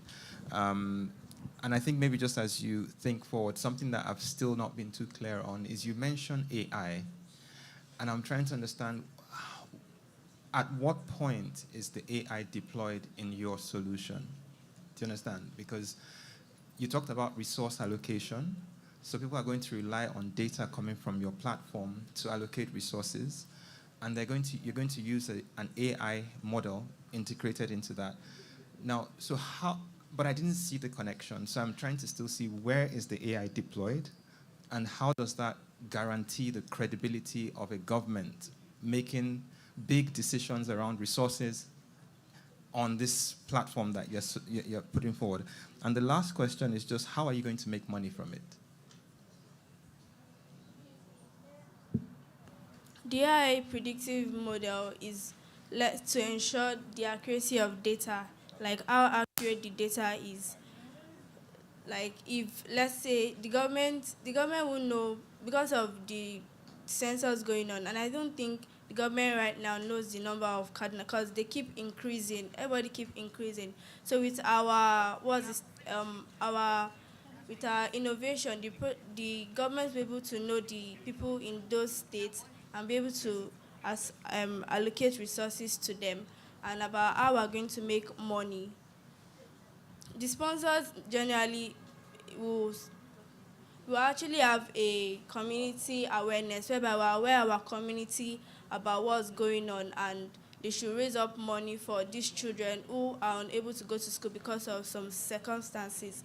And then with that, we could be able to get our revenue, our money to, the government can be able, the site is basically for the government, like to use it to be, to, what we are doing is just to help the government to be able to use the data and like help the government to like go around the site.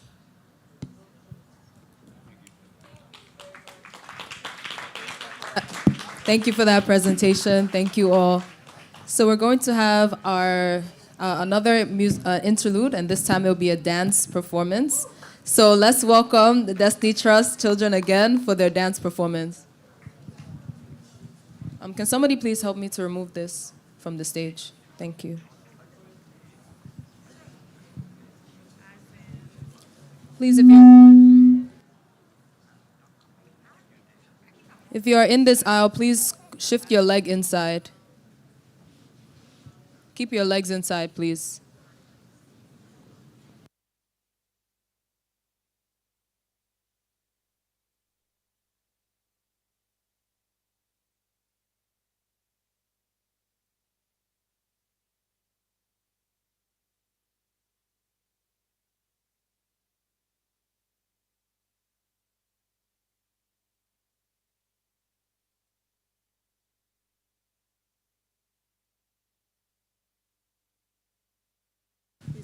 Let me change it. I'll bring it. Okay, 1 second. One of the online judges had a question for the previous group. So they will ask that question now, and then I'll give you all the mic to respond.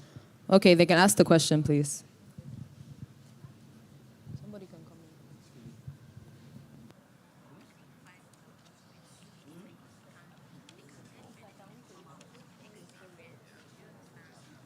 Okay, my question to you, maybe not really a question, maybe also an advice.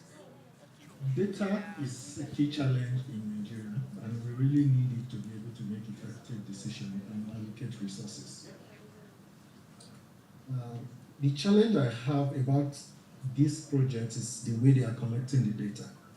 The human elements. We seriously limit the quality of the data by way of share mistakes sometimes, and the scalability of the solution. I just wonder the amount of human you are going to recruit to be able to gather resources, to be able to gather this data and submit.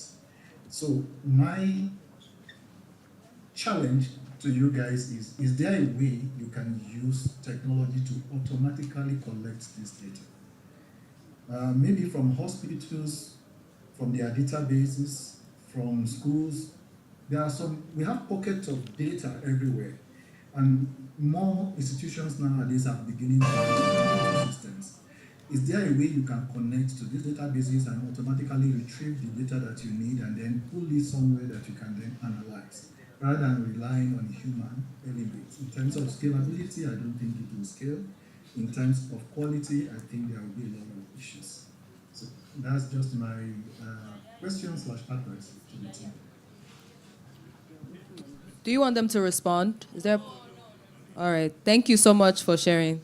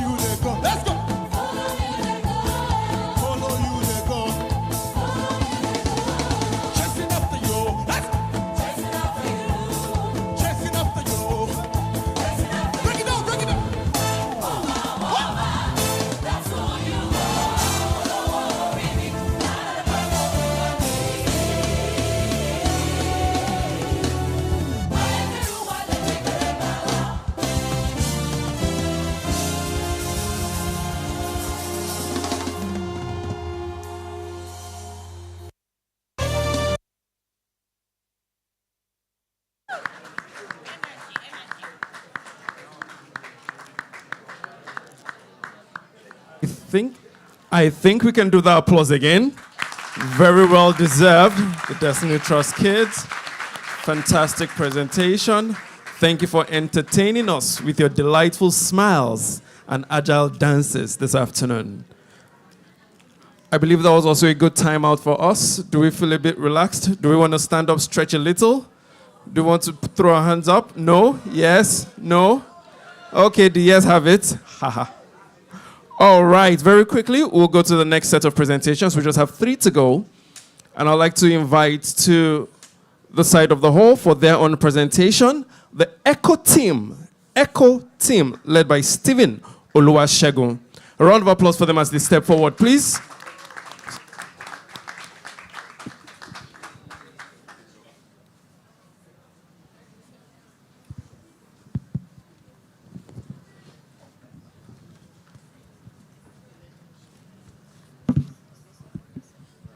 Good day, everyone. I'm by the name Stephen Oluwasegun. I'm the group representative of Team ECHO from Plateau State Jos. And our innovation is on mental health, and our innovation is mental health. First, I'll start by defining what is mental health. Mental health is the mental well-being that determines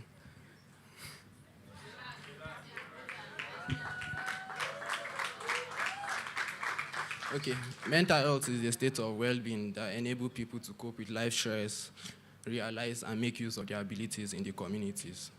Level of mental health in Nigeria, according to World Health Organization in 2017, about 20 to 30% of Nigerians are suffering from one mental health issues or the others, which is often associated with poor awareness and also limited healthcare services.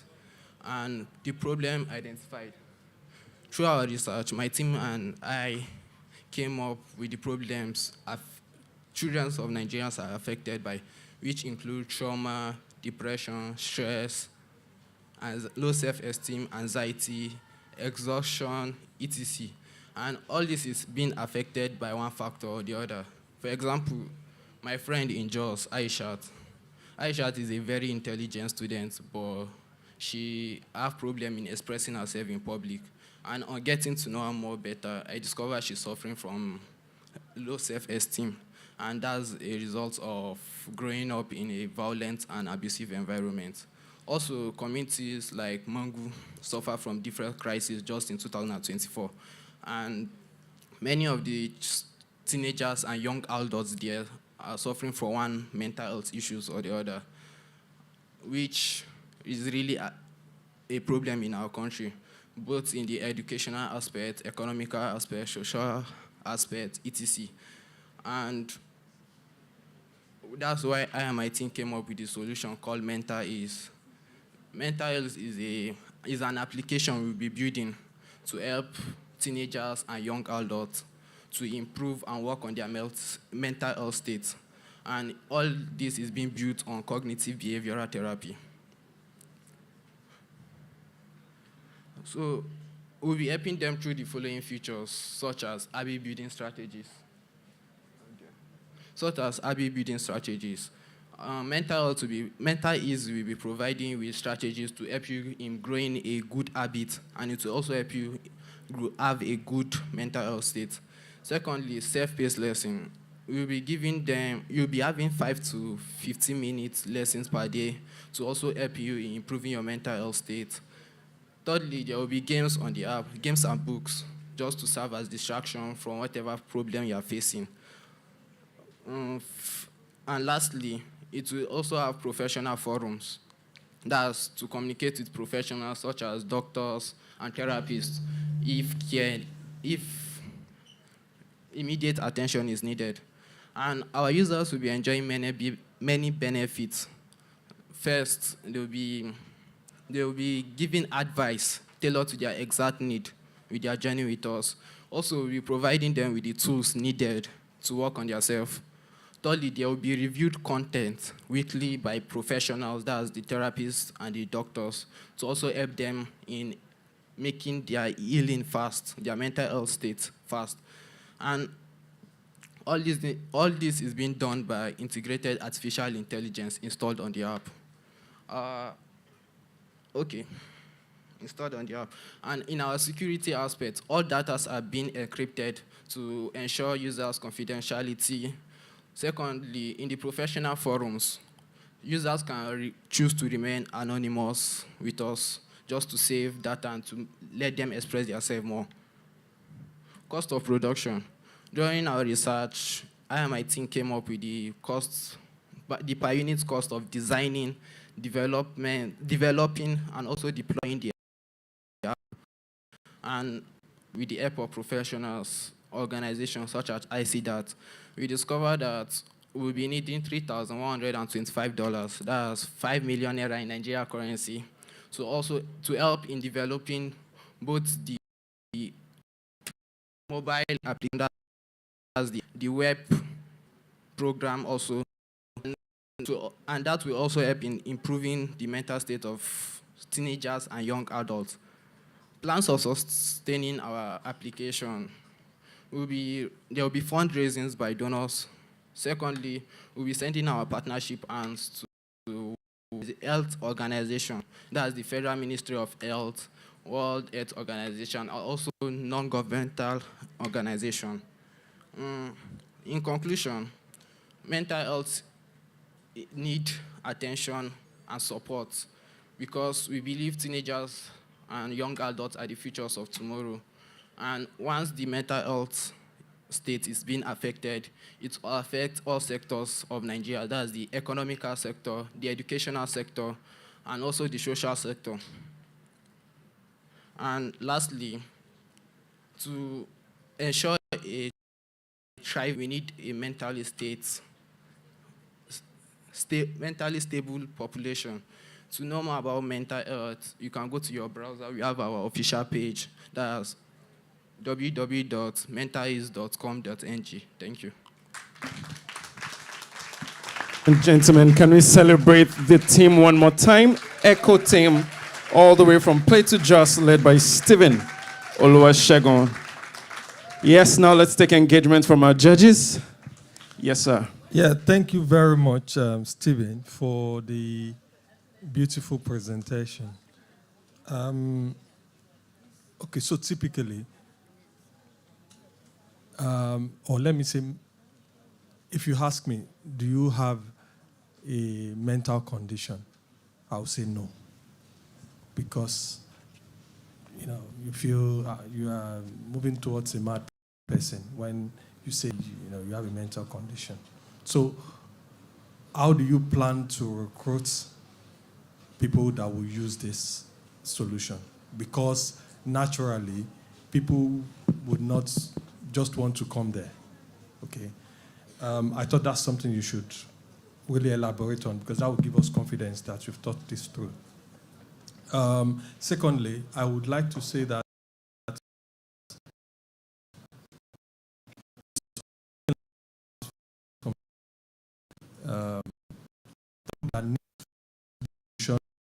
and doctors, a clinician called me, a psychologist actually, and told me, oh, does our software, which is used in hospitals, have a module for mental health? So I was quite interested when I saw this mental bit. And just to say that it's also relevant if you have that functionality within what you're building, so that it allows the people that need this for help and also the people that are providing the help. Okay, and then the last one is while deploying cognitive behavioral therapy, one mechanism that is used is gamification, because you can use that to adjust behavior, make people think of other things and things like that. So it would be nice to have an elaborate consideration for gamification. Perhaps you want to merge with some of your colleagues here to build gamification components into the entire stuff. Thank you. Thank you so much for your contribution, sir, and the questions. Yes. So the question was really, how do you recruit? How do you plan to recruit? I didn't figure that out. Okay, from your question, that deals with the deploying of the app. So the deployment... No, not really. How do you get people? So, no, I'm still explaining. So, like a typical student in a school that this Amina that you have mentioned, or whatever the name is, yeah, how do you make such a person utilize this tool? How will Amina know that there's something called this, that they can go to seek help? Yeah, I know. Okay. So, as I was saying, in the deployment aspect, it includes marketing and advertising. So, through the advertising medium, we'll be advertising through the radio, television, newspaper, and also on social platforms to create awareness, since mental health issues stated by World Health Organization, it said is often associated with poor awareness and limited healthcare services. So we'll be using the advertisements and marketing to create awareness to our users, so that they'll be able to be aware that there's an app called Mental Health. Okay.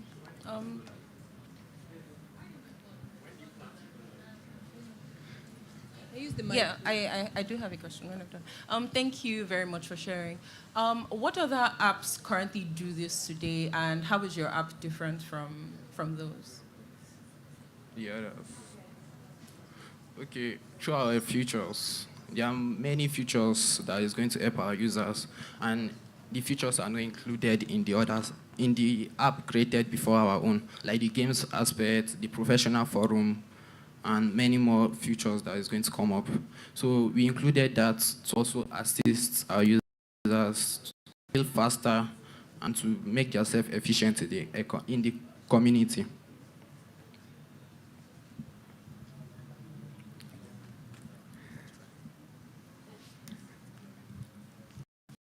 Okay, well done, Stephen. I think one of the things I want to applaud how thorough your team was in thinking about all the aspects.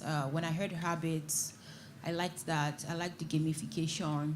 I like the fact that you know that people need to know, so you incorporated knowledge into that as well. I like that you realized that some things cannot be read, and so you factored in professionals that would come in from time to time to help out. And then when you talked about the benefits, I enjoyed it. So I just wanted to say well done to you and your team, first of all. Thank you, ma'am. And then that then brings me to how you want to make money. Now, from everything that you've shared, you said you're going to fund donors like myself, or who? Eligible. Yes. Okay. So yeah, we're going to have funds from donors. We're going to have funds from partnerships. That means now sign up for free. Okay. I forgot to mention earlier, our users will be having two different types of users. That's the free mode users and the premium users. So the free mode users are not entitled to all the features. Okay. It's only those that subscribe monthly or annually. Okay. And that's the premium users. So the premium users are the professional forums. They are the only one allowed to use the professional forums. Okay. And we'll also be charging them $1 per month, okay, just for generating income, okay, and also since we're hiring professionals, so it will also serve as employment by paying them money. We'll be able to generate money to pay them up. Okay, so that's clear. I think maybe we just want to be sure that, I like that you've already thought about the cost of starting up, which is about 5M. Yes. You also want to think about the cost of, because you're using technology, I expect that your marginal cost will be almost flat after a while. So you want to think whether that $1 is going to be enough to keep running that company, because $1 seems like it's tiny in my head. But I think that's something for your team to go and think about. But then to my fellow judges' question around how do you get people to, there's a stigma attached to mental illness or wellness, right? So most people like to think that they are good. We're not good. Right. Well, I circled the word stress when you were doing your presentation. A lot of us are stressed. But the way the environment is, we've been conditioned not to acknowledge that we're stressed. It's almost like, you have to be a Superman, like 24/7. It's almost a thing of shame to express the fact that you need help. So you didn't quite answer that question, and it's okay if you guys want to go think about it. But how do you get people to see it as nothing to be ashamed of, to seek help? Because even amongst your peers as teenagers today, you guys don't own up that you need help. Everybody's always forming tough guy or tough chick, right? So that component is very important, because you can go to the radios, you can go to the newspapers, I can hear it, but that shame will not allow me to sign up. And I think you have a very good thing going on. And I don't want you guys to miss out on that. Well done. Thank you.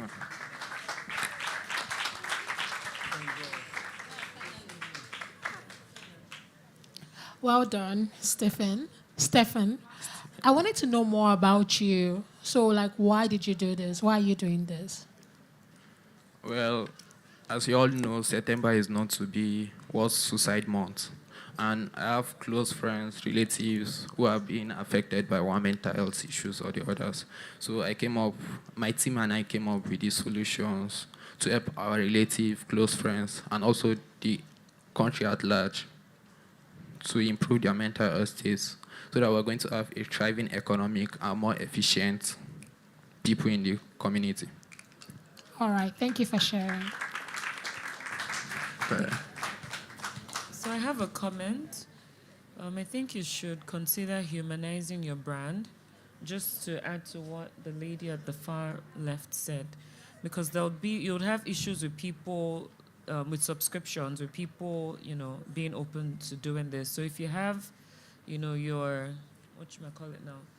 your initial adopters of what you're providing, maybe within your community or friends, people that are like early consumers of this, you can sort of do some sort of media campaign to humanize the brand and for people to see that, oh, someone like me is taking advantage of this service. It's just an advice.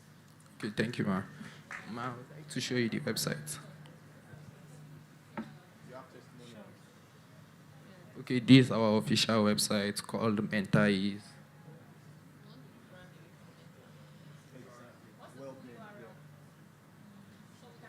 Okay, www.mental-ease.com.ng.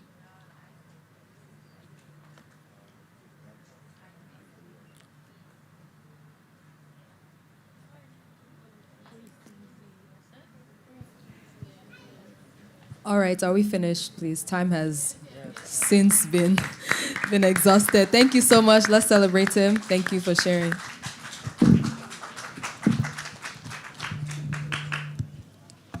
Okay, so we'll be calling up someone to make a few remarks. So the person that we'll be calling is Mr. Gozi Ukanwuke, the Managing Director of Kings Makers. Kings Makers is the leading sports and digital entertainment platform in Africa. Using innovative technology delivered through their online and agency platforms, they bring fans and communities closer to the sports and games they love. As innovators and pioneers, they combine technology, customer insight, and talent to give African sports fans a better, more rewarding and engaging experience. Kingsmakers is focused on Africa and building the best product for the local market because they truly believe in Africa's potential. Let us welcome Mr. Gozi Ukanwuke.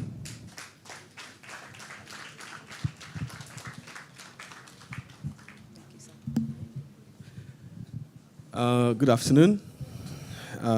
Just a few words. We've been a big supporter of Destiny Trust over the last 2 years, and I just wanted to be here to just listen and hear all the ideas that are coming. I've heard the last pitch, which was a pretty good pitch. I've done pitches myself, and I can tell you it's a very nerve-wracking thing, and just seeing everybody in the crowd. So it's really good to see that a lot of ideas are coming together from all these young people in the room. Nothing extra to say, rather than let's get as many people as possible to support Destiny Trust. It's an amazing work they're doing, getting young people who don't have opportunity and giving them homes and giving them a place to learn and build that community for themselves. So yeah, nothing more to say. Enjoy the rest of the afternoon. I'll listen to more pitches, and I hope my best advice to everyone else who's pitching, don't be nervous at all. There is no good way of pitching. It's really just about communicating your ideas easily as possible as you understand it. And the people who are across the table will understand it the way you understand it, and make it as personal as possible. Thanks.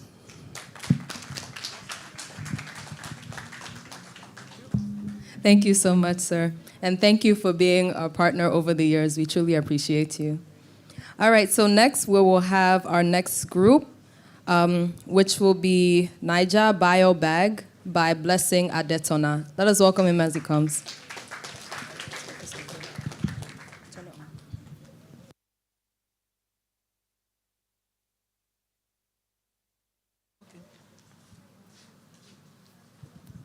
Hello. Good afternoon, everybody. I know that we are all tired, but let's do well to listen to what I want to say. Thank you. So, my name is Blessing Adetona, and I am the CEO and founder of Niger Biobag Africa. So, climate change has affected every one of us, whether we know it or not. And the funny thing is that most people decide to just throw it away like it's just nature doing its thing. Like when you wash your car and the rain just fall, you just say, oh, it's nature. But Niger Biobag was not born out of some eco-trend. It was born out of my desire to fight not one, but 3 environmental bullies. Please go to the next slide. The next, yes. To fight not one, but 3 environmental issues: plastic pollution, deforestation, and food waste. Judges, what do you have in front of you? When you are done with it, where will you put it? You will throw it away. And that is actually contributing to the problem we have now, climate change. So, Niger Biobag is a 100% compostable packaging solution designed to fight all these 3 problems. And these bad guys, they have contributed to a staggering 21 to 29% of global greenhouse gas emissions. Just to clarify, greenhouse gas are blankets that keep our planet warm. But when they are too much, the earth starts to feel hot. Like when you put on a blanket during harmattan, you start feeling hot. So Niger Biobag is here to solve that problem. Please go to the next slide. Yes. So our unique selling points. The main one is the QR code integration. On the label of the package, there will be a QR code that will link to an educational video on how personal decisions can help mitigate the effect of climate change. So whenever you are carrying your groceries, you are carrying knowledge with you. So, and for those that are not tech savvy, that do not know how to scan the QR code, we will provide an alternative link to the video. Also, as I said earlier, 100% compostable, and it is eco-friendly. Let's go to the next slide, please. Yes, the importance. Although I will dive into more of it later. So it reduces waste and minimizes harm to the environment. Growing demand for eco-friendly packaging among consumers. We might not know, but the market for compostable packaging is growing at a CAGR of 15% between 2020 to 2027. And Nigeria has planned, there's some people, like some organizations have passed this bill, single-use plastic prohibition bill, and it's going to come into effect in January 2025. It means that companies will start looking for alternative. Oh, we're not going to be using plastic again. What can we use? Then we'll come in.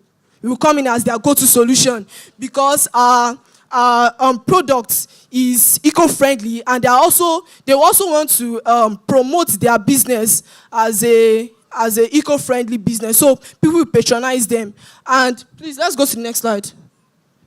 Go down. Okay, so for our marketing strategy, we will partner with NGOs that are passionate about the environment, like us. We are official partner with the Zero Plastic Straw community. The reason for this partnership is because whenever these NGOs, they are hosting their events, they want to give their attendees something. So whenever they will buy the Niger biobank from us, and they can give it to the attendees of the meeting as like takeaway. So whenever these people see it, they will just, okay, what's this? They will scan the QR code, and they'll be able to know more about climate change. Okay, so let's go. Okay, so we are planning to run on a B2B sales because we want to start selling directly to supermarkets and retailers, because by then we'll be able to build trust with them. Because I know that not every consumer want to be buying compostable packaging. They'll say, oh, what's the meaning? But when we start selling to business directly, they can start helping to advertise our products. And for companies that we want to put their brand name on it, we will increase the price a little bit for that because it's our product. So we are planning to sell one Niger bio bag as 315 naira. I know it's a bit much than plastic, but you are buying a 100% compostable, renewable product. And with the QR code, what's more? So I think with that, our product, so we are trying to market value instead of price. Thank you very much.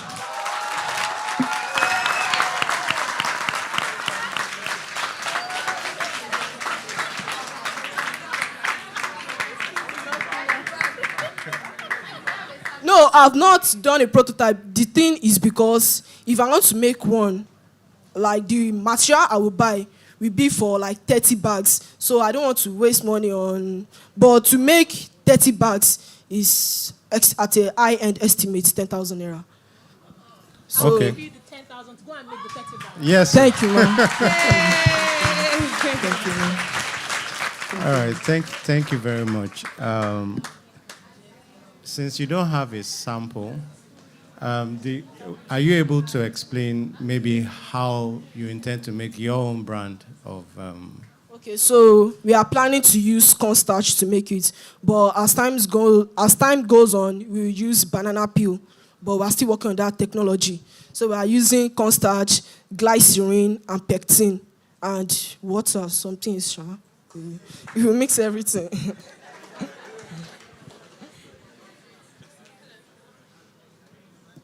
So my question is, have you actually created this mixture and seen it come out? Okay, so I've not created it myself. Okay. But I'm going to work on it. All right. Thank you. Fantastic idea, fantastic presentation. Any questions? Okay.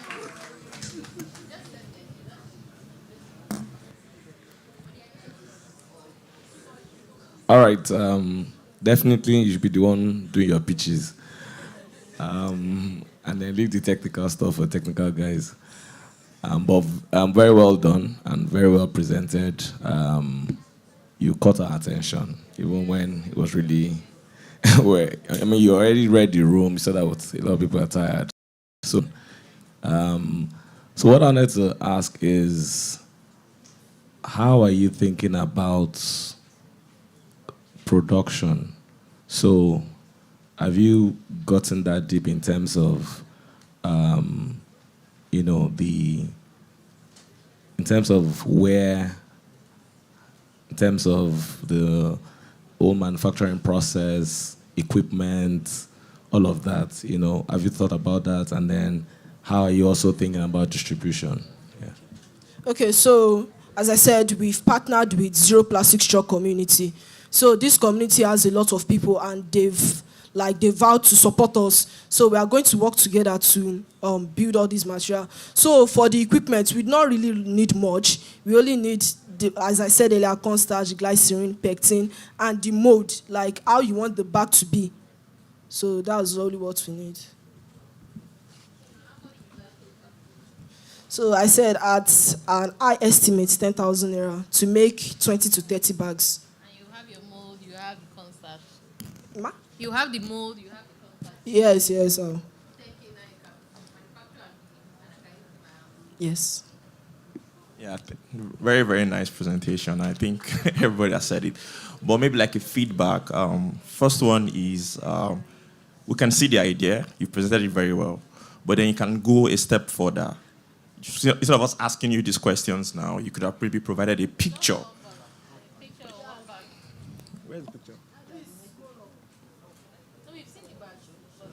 Okay. Like one bag, exactly.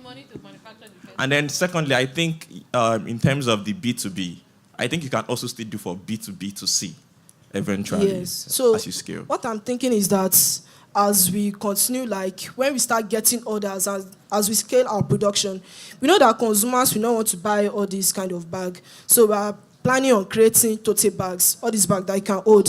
So on an online market, so they can order for it. But we are still thinking about, okay, how we get the order to them. So that's why we've not delved into the B2B2C. Thank you. Fantastic. Thank you so much for that. Wonderful. Do we have one more? Okay, one more comment, please. All right, so I'm not going to keep you standing so long, but thank you again. I'm just going to echo what my fellow judges have already said. Fantastic presentation you made, and it's a really, really interesting solution that you've put forward. Now, of course, you can hear probably from what the other judges are saying that there's still a bit of concern around the fact that you still seem to be in an idea stage around a lot of the things that you're putting out.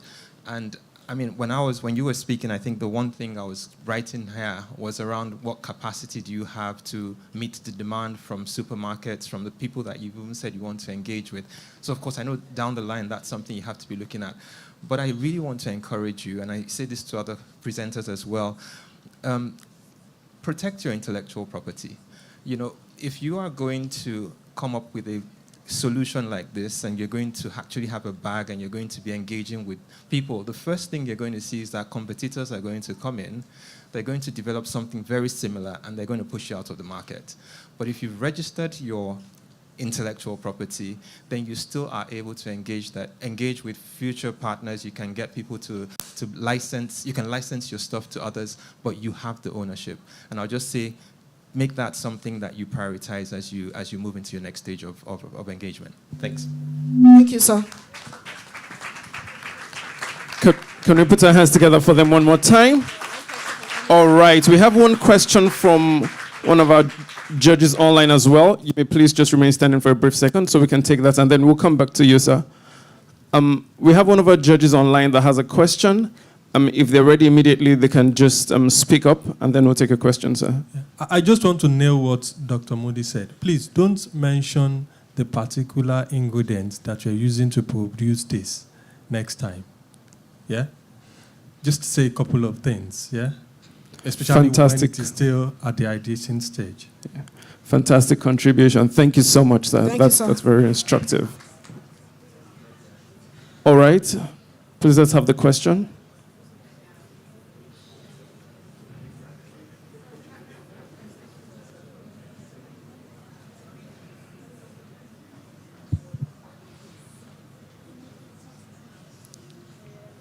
Okay, I think that is me, right? Online. Okay, my question is around how cost effective is this going to be? So I'm looking at it from the perspective of a consumer, not somebody who is out there to solve eco-friendly problem. I have no issue with that. People are talking about it, but that's none of my problem. What I'm looking at is if this thing is going to be cost effective for me to replace what I'm currently using today. You are saying 30 bags for 10,000 naira. That is a lot when you compare to the polythene bag that people carry around today. How are you going to make this cost effective such that people will prefer to buy it as a result of the price? Okay, so... And not just because of the technology and the ecosystem problem that you want to solve. Most people are not concerned about that. Government drives that, agencies drive that, but individual consumers are mostly concerned about the cost effectiveness of the solution that they are using. Okay, so as I said earlier, the government said at COP28, that's a climate change meeting, that they want to meet all their climate change agreements, like no single-use plastic by 2030. It means that in the next 10 years, we might not even see plastic around. So they'll be looking for, so the only alternative that there will be compostable packaging. And I think consumers want to buy it because, firstly, we came from styrofoam. Styrofoam was less expensive than all this plastic that we're using now. Now, all these single-use plastic now, they get banned. for you to get something that is still the same value as the single-use plastic, we have to kind of like increase the price a bit for it. So that's what I said.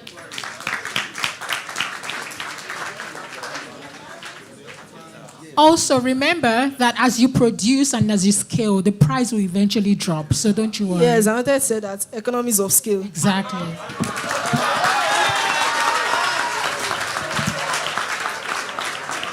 It's a good thing that he asked us to listen to him at the beginning of his presence. Can we put our hands together for him one more time?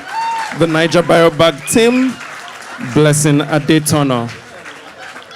All right. One more presentation for this phase. Ladies and gentlemen, judges, please welcome with us the final presentation for today.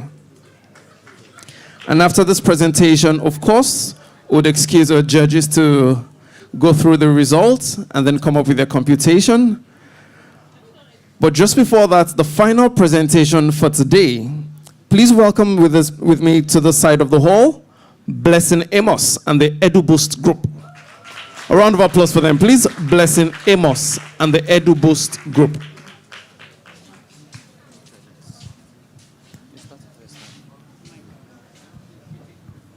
Good day, everyone. Good afternoon. Yeah.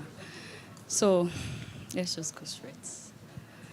Imagine a student with big dreams, but does not have any access to quality education or tech resources. So can we come together and change this thing? This is our problem. The problem we are trying to solve is the problem of high number of students that are out of school. According to UNESCO, we have over 20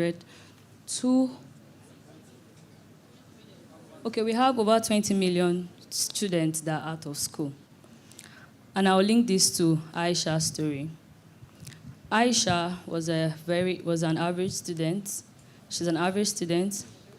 So she is in an overcrowded classroom, and she's struggling with passing her exams. But then when Aisha found this EduBoost team, she was able to know where her weaknesses are, where she was lacking behind, and know how to come up and also fall in line with other people. So EduBoost is a platform where students can go online with the help of AI and have classes, a past question platform as well. So they go there, register online.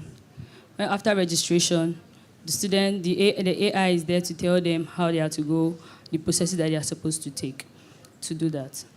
So after their registration, they can pick the subjects that they want to do. So if they are to take, let's take for instance, mathematics or English, the AI brings that question. But then, before then, we must have recommended questions from other sites like Edu Delight, and we must have recommended past questions from there so that we can also have it. So we can also give it to the students as well.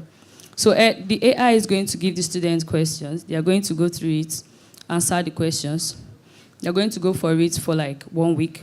Different subjects.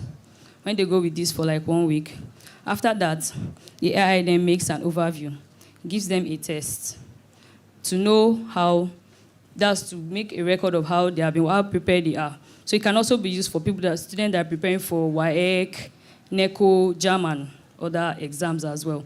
So it tells them that after the exam, after they've gone through the test for like 1 week, then after the 1 week, then the AI is like, oh, Abiba, this is how far you have gone, and I don't think you are prepared for this exam. Maybe say the child is coming out with 30%.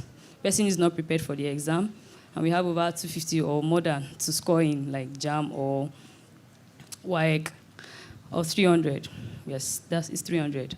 And so students, then the AI tells the student that you are not doing this well, and then do you mind us linking you to do you mind us offering you an online class, telling you like that is to get tutors from online so that the student can be like, they can explain to the students very well, and the student can also follow online, and so the student can go to. They also have quiz that they can run around with just so that it's not keep them bored, so that they will also be happy. So I'll pass this to Wahab.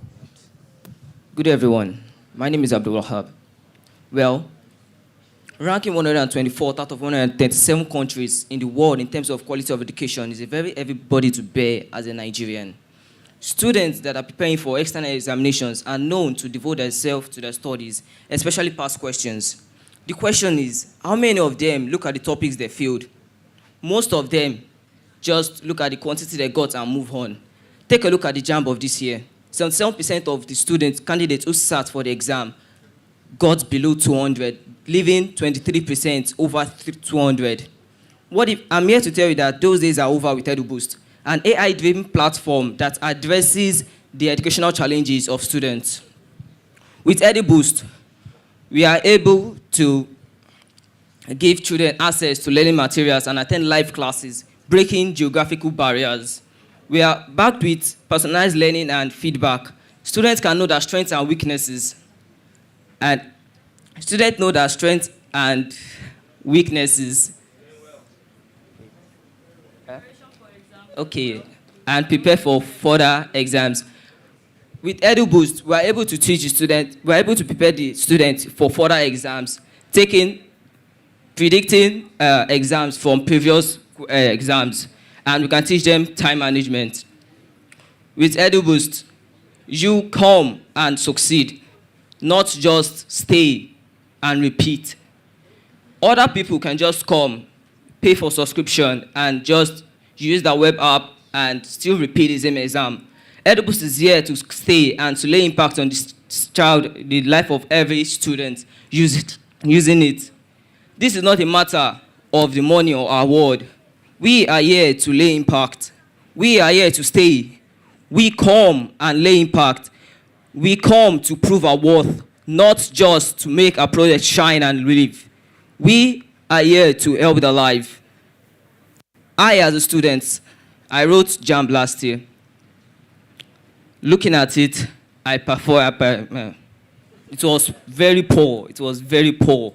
It was very poor. And I wanted to get all these online past questions. Then I asked for recommendations. All the recommendations I got, in the explanation, they were like, it is a normal past question app. But then I refused that. I don't want that. I want something more than normal. Something pushing me more. EduBoost is a friend to all. A friend to the parents, a friend to the teachers. EduBoost serves as an e-commerce for teachers. Students attend live classes. We give recommendations. We tell you your strengths and weaknesses. That is something others do not do. We are the first in our line.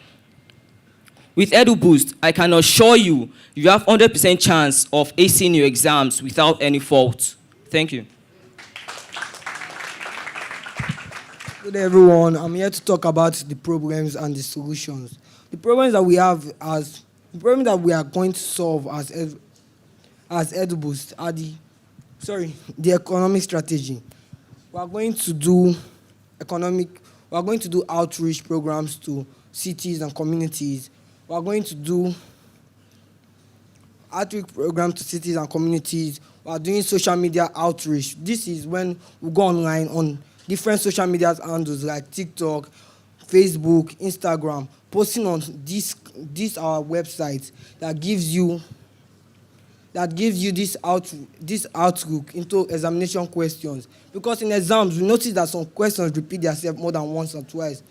This website brings out some of those questions that are like to it and gives you, in case of more chance of it repeating itself again.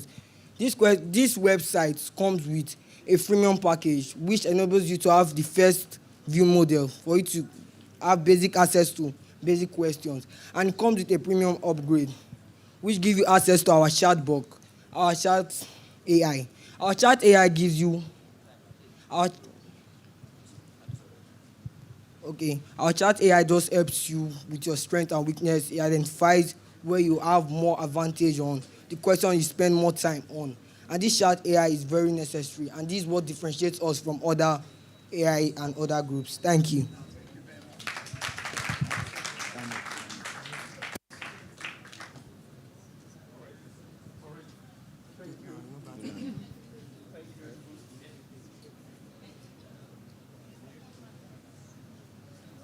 So let's just Judges? Yes.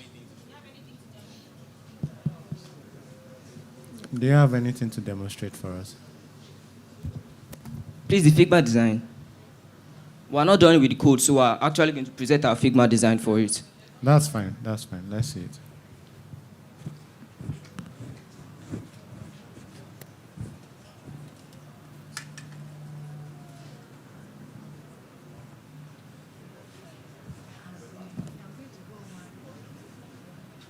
So this is our landing page for EduBoost. We can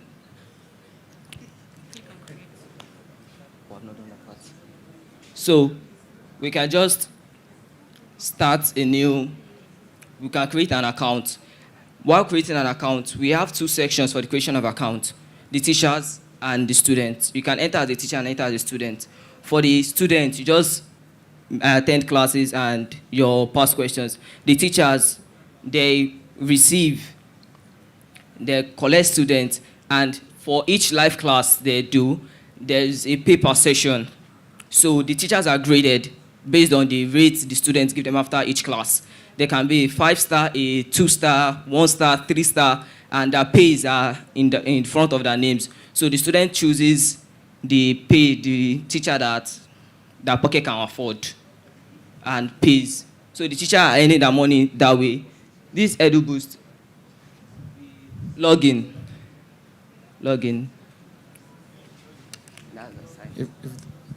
Please click on login. Figma design. Login. Okay. If you've created an account, you can log in with your Google, Facebook, Apple, and use your email and password to log in. If you're not, you create a new account. That one is. Let's just leave it there, right? Thank you very much. I like the fact that you're addressing the current weaknesses, though I think your generation is far smarter than ours, right? But I like the fact that you're trying to innovate even on that strength, which you are seeing as a weakness. The AI part, I've still not seen it, but I understand what you're trying to do. All right, so thank you. Hi, thank you very much for presenting. I think this is a really smart idea. My question is about, so you mentioned there are two parts, the part where you're connected with a teacher, and then the other one where you're learning from past questions and things like that. How do you plan to get all of the content across all of the different subjects that you're going to be sharing on the platform? So by just registering the basic features, these are subjects. Just basic subject. You can enter for different exams and choose your subject. By so doing, you answer the past questions. Like what my partner said, after some time, we give you a series of tests to know your current position, if your current academic position. So that is the way we do about this thing. So let me try to rephrase. So I understand how the student, so if I'm the student, I understand how I access the questions. It's more for you as the platform, as the creators of EduBoost. How do you get all of the content, so all of the past questions from WAEC, from JAM, etc., curriculum, how do you get all of it onto the platform? We have plugins. We just plug in from different sources.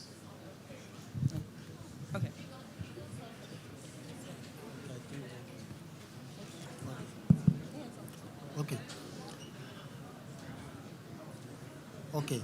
Thank you for your presentation. And I must applaud the way you guys are so coordinated. I mean, I love the way you work as a team. It's very impressive. One thing is about the student, and I also like the fact that you made it personal because of your own experience, right? You found out something that is wrong and you're trying to create a solution, which is fine. But how do you get the teachers that will come online, and how do you check how do you even know their credentials? How do you know they are up to that task, right? If you have not thought of that, just add it to, you understand. Do you have an answer now? Well, okay, if you don't. Well, okay. Me, personally, I don't know about them. I'm here to share the idea with them. the school I came out from, they are very good. I'm just one that I always play. So I'm going to go there and meet our qualified teachers, let them know if they're interested, and then if they accept, we'll go to their various schools and meet their teachers. The students, we ask the students from our schools, and Akurede here, I and Akurede are in charge of the social media advertisement. So we just post it on various IG, Facebook, and WhatsApp, and we get other platforms that we post our things from. I will say that the way we get our teachers, the same way school gets teachers. If a teacher should say that they are qualified enough, we give them a set of exams that are highly graded for them to write. If they write the exam and come out very high, that will increase their stars, which make them to have a starter in the app. But if they come out low, we choose not to employ them, or we choose to. Thank you. Thank you. Thank All you. right, awesome. You made my day. Thank you. All right, well done, team. So I wanted to first validate that the plugins. Sorry, what's your name? Me? Yeah. Abdul Wahab. Oh, Wahab, yeah. I want to be sure that the plugins that you responded to, they are plugged into reputable sources, just because you don't want to you don't want to build brand around a source that is, again, you get what I mean, like a dodgy source, right? So you guys need to be aware that even if you're going to, don't be cheap about the plugin. If you're going to plug in properly to sources that can help you do a good job and not any random website that you see, right? So that's what I wanted to validate. Then the other question, the question for you now is, I'm always particular about who is going to pay. Who is paying for this? Paying for this? Yes. Is it the student or is it the parent? Well, the person that is paying for the website, the platform, is, if the student is to pay, is within him or her with their parents. They're the one that is going to know which drop the money. They're just paying monthly subscription to us. Okay. Then they're paying to the teachers per session. Okay. I like the honesty. So the feedback to you is that the person that is going to pay is the parent. So you need to make, in your marketing, you know, you guys said your social media, something. Please don't go to TikTok and be dancing because the parents are not there. So in your well, not all the parents. So in your marketing, please ensure that you also factor the places where the elders are gathering. Yes, so that you can sell to them. Do you understand? That's why we choose to use Facebook and Instagram, because we notice that more people on Facebook and Instagram are mostly adults or elderlies. Okay. So I want to Okay, I'm telling you this for free. We have an edtech platform that targets children, and we spent millions of naira on adverts, and I'm telling you for free, Facebook is where you want to get the parents. We have the cheapest cost conversion on Facebook. We've tried Google, we've tried TikTok, we've tried Instagram. So in terms of conversion, Facebook is your baby. Thank you, Mom. Yeah, I think one final question on my end. In terms, you showed us a prototype, right, or a Figma frame. So what's the cost to implement this? To implement the platform? Exactly. Well, to build. while developers still learn, the cost, we're building it ourselves.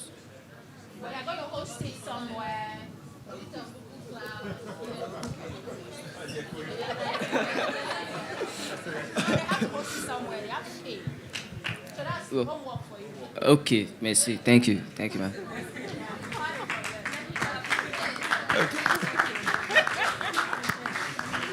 Sorry. So I think my question, I won't hog the mic, but just very quickly, well done again. I think it's a brilliant solution again that you've put out. Thanks, sir. I just want to ask you.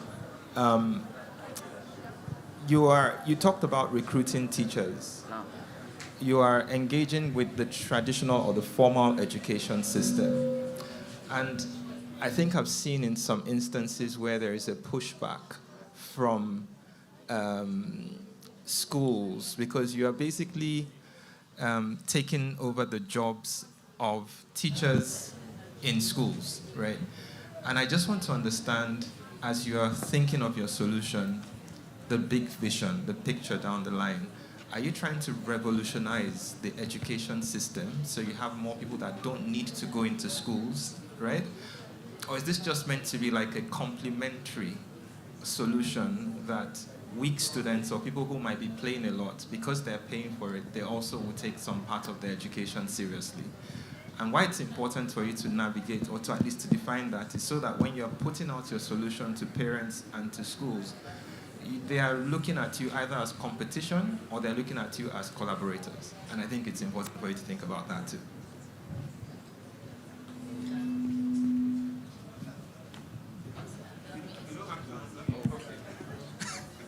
All right, they're excited not to answer that. But I think that's a very important point that you have. In fact, 3 important points that you have raised right there. All right, we have one final question from Mr. Rabiu online, so we'll just have him unmute and then speak.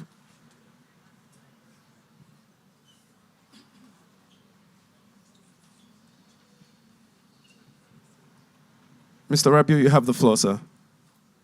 All right, thank you.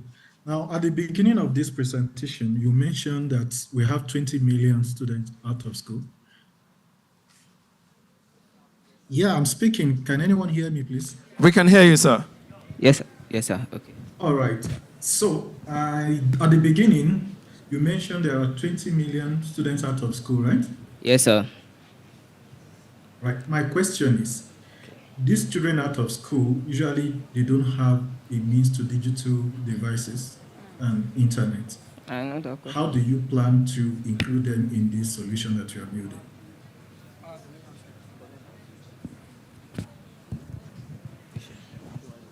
We plan to use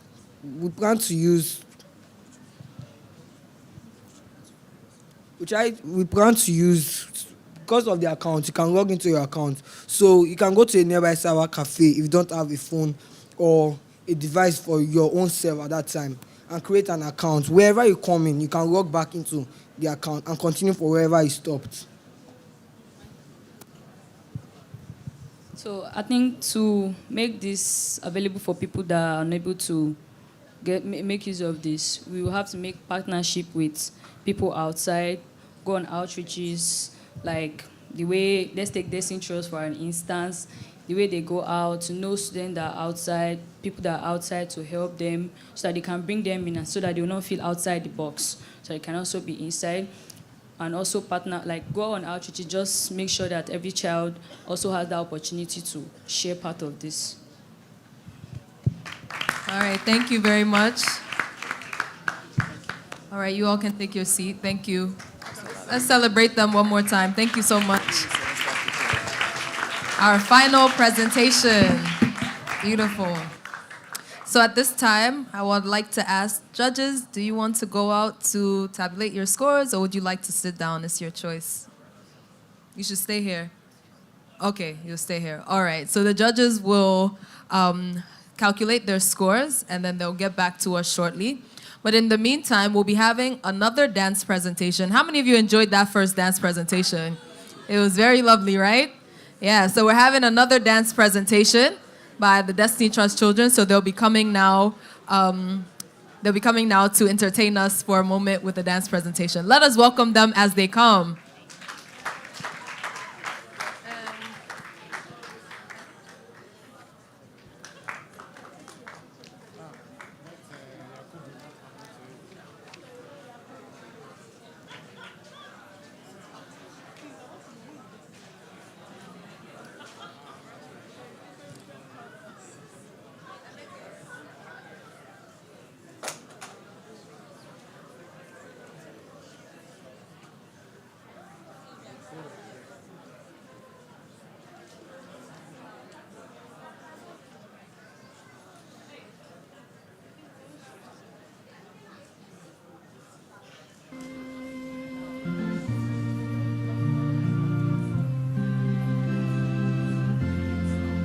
Thank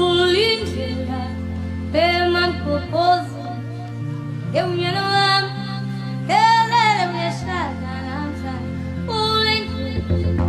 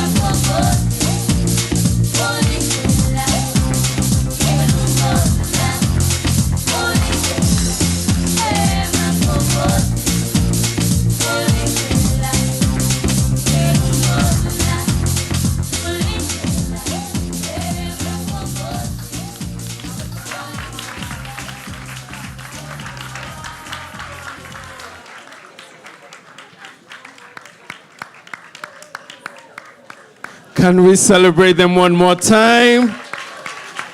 Destiny Trust Children Foundation kids. Amazing. Thank you for the entertainment, the beautiful interlude. Can I please have someone join me to put this back on the stage?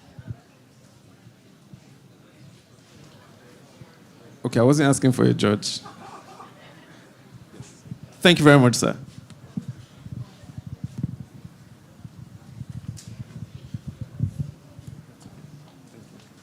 Can we please celebrate him?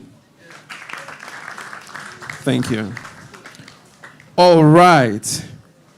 We're approaching the end of the active parts of this event today. And at this point, while our judges are still tabulating the scores, please let us know when you are done. At this point, we'd like to take remarks from some of our distinguished sponsors, partners. And first, I'd like to call forward to the side for their remarks, Max. Please welcome with me Mr. Tega from Max. Can we please put our hands together for him properly as he comes forward, please? Right after this, I'll be calling up the representative from the GAMSU. You're welcome, sir. Hi, everyone. Good afternoon. It's beautiful seeing young people that are highly intelligent, highly creative, and at the same time, highly innovative. I was asking my colleague, what were you doing when you get, and it's so beautiful to watch. And partnering with Destiny Trust also embodies our vision at Max, because Max is a tech-enabled platform.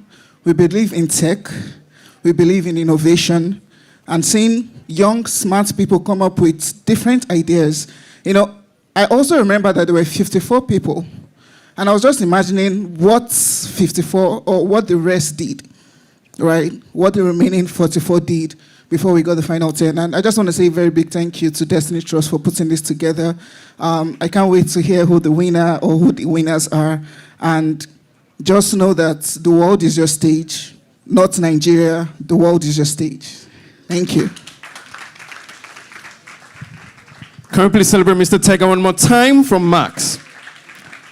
Thank you for those remarks. Next up, I'd like to call forward the representative of the Gamaliel and Susan Onosode Foundation, Mrs. Olanrewaju. Can we please welcome her? Okay.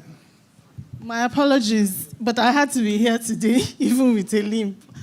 I'm thankful for the opportunity. The GAMSU, Gamaliel and Susan Onosode Foundation, we're so glad. 5 years ago when we discovered this foundation, I said to myself, I can't think of any other foundation doing exactly what Destiny Trust is doing. There are a lot of foundations, and we partner with quite a number. But Destiny Trust is so unique because they don't just bring out the gift in that child. Other children enjoy the benefits, and that's what's so amazing about it. We've partnered for 4 years now, and we don't intend to stop. In fact, when I pray that there's more money, so where it's coming from, because of this foundation. I'm so thankful that we are partners. I'm thankful that these children have this platform, and I hope and pray that God in His infinite mercy, because every time I think of the foundation, that's the first thing I think of. There's God in this, absolutely.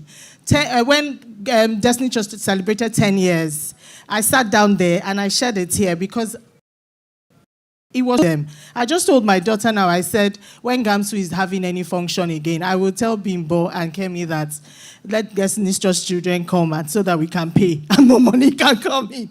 So thank you for this opportunity. This is the future, and I'm glad that we're part of it. Thank you for having us. Can we please celebrate Mrs. Olanrewaju one more time? Fantastic remarks there, and we are so excited to be beneficiaries of the good things that the Gamaliel and Susan Onosode Foundation is doing as well. Thank you so much, Ma. All right, I'd like to ask if our judges are ready for us yet. We're still collating, all right. We have a brief presentation to make, and I'd like my co-host to lead that. Thank you so much.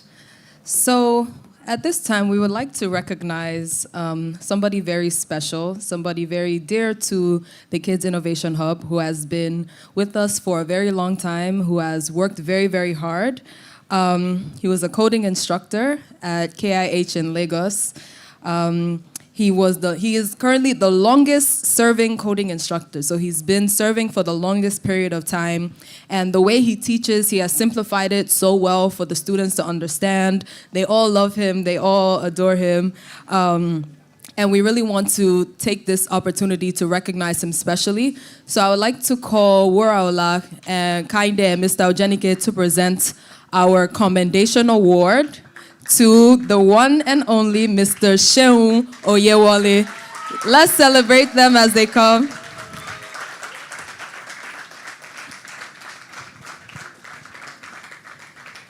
Keep clapping, he's still coming. You can come to the stage, please. It's a special day to celebrate our dear Mr. Sheun Oyewole.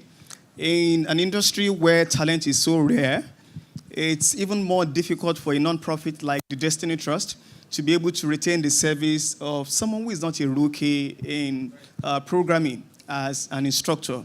Uncle Sheun, as the kids call him, has done this for several years and very passionately traveling all the way from Egbeda every weekend to come to Ibejuleki, Bogije, to spend time with the children coding Fridays and Saturdays.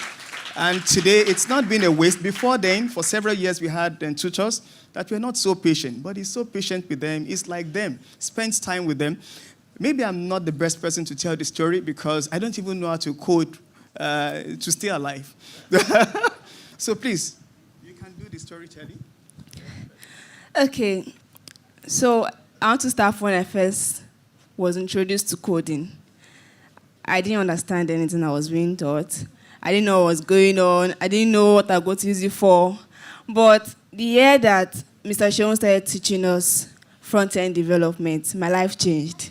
Like, entirely changed. I knew what I was doing. I knew the importance of what I was doing. And it actually got me so passionate about it that I actually want to be a software engineer because Mr. Sheun, it's just the best teacher I have ever had.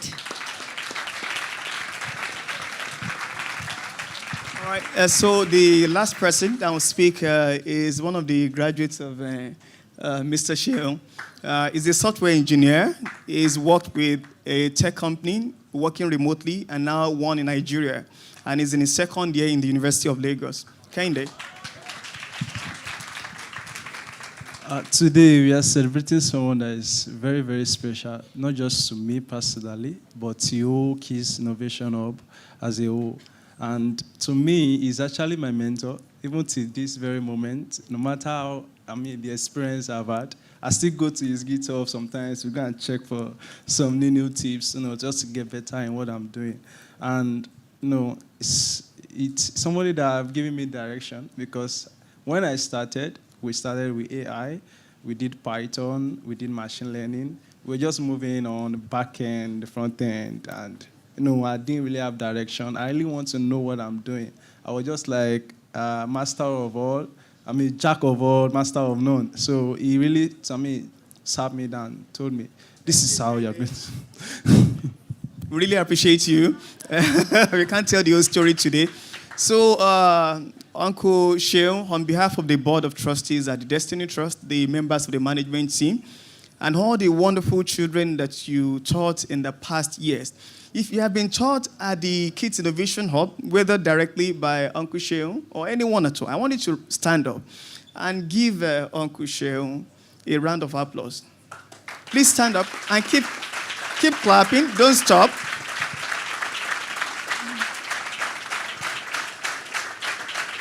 Keep clapping.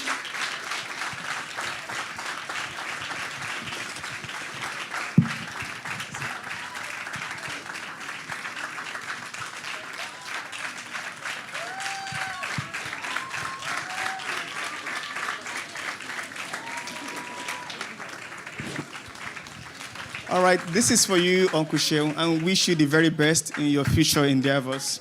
Thank you so much. All right.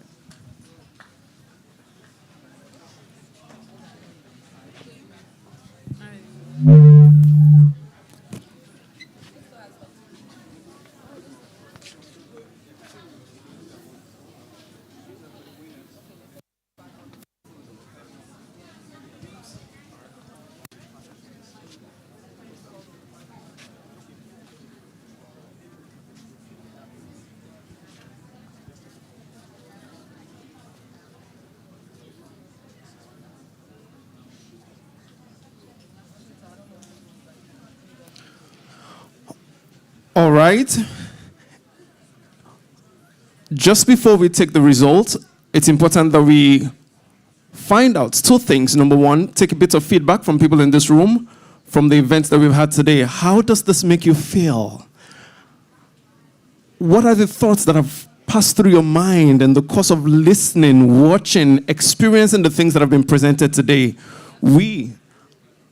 Yes. Let's just take a bit of feedback. After this, we're just going to enjoy a video of one of the boot camps that we did. Like some of you may know, we had different boot camps across the country. We engaged about 500 children, teaching them over the summer break. And today we're going to be showing you one of the places that we had this boot camp in Igbora. But just before that, feedbacks from this event so far. Can we have the mics? Okay. Yeah, thank you. So basically, I'd say young innovators just as I am. And I know my weakness in some certain level. But I see some people, my weakness is just like their strength. And like that motivates me that after this event, just go and work on this. You might be good at this, but work on this to just be perfect. So basically, I'm learning from other innovators as well.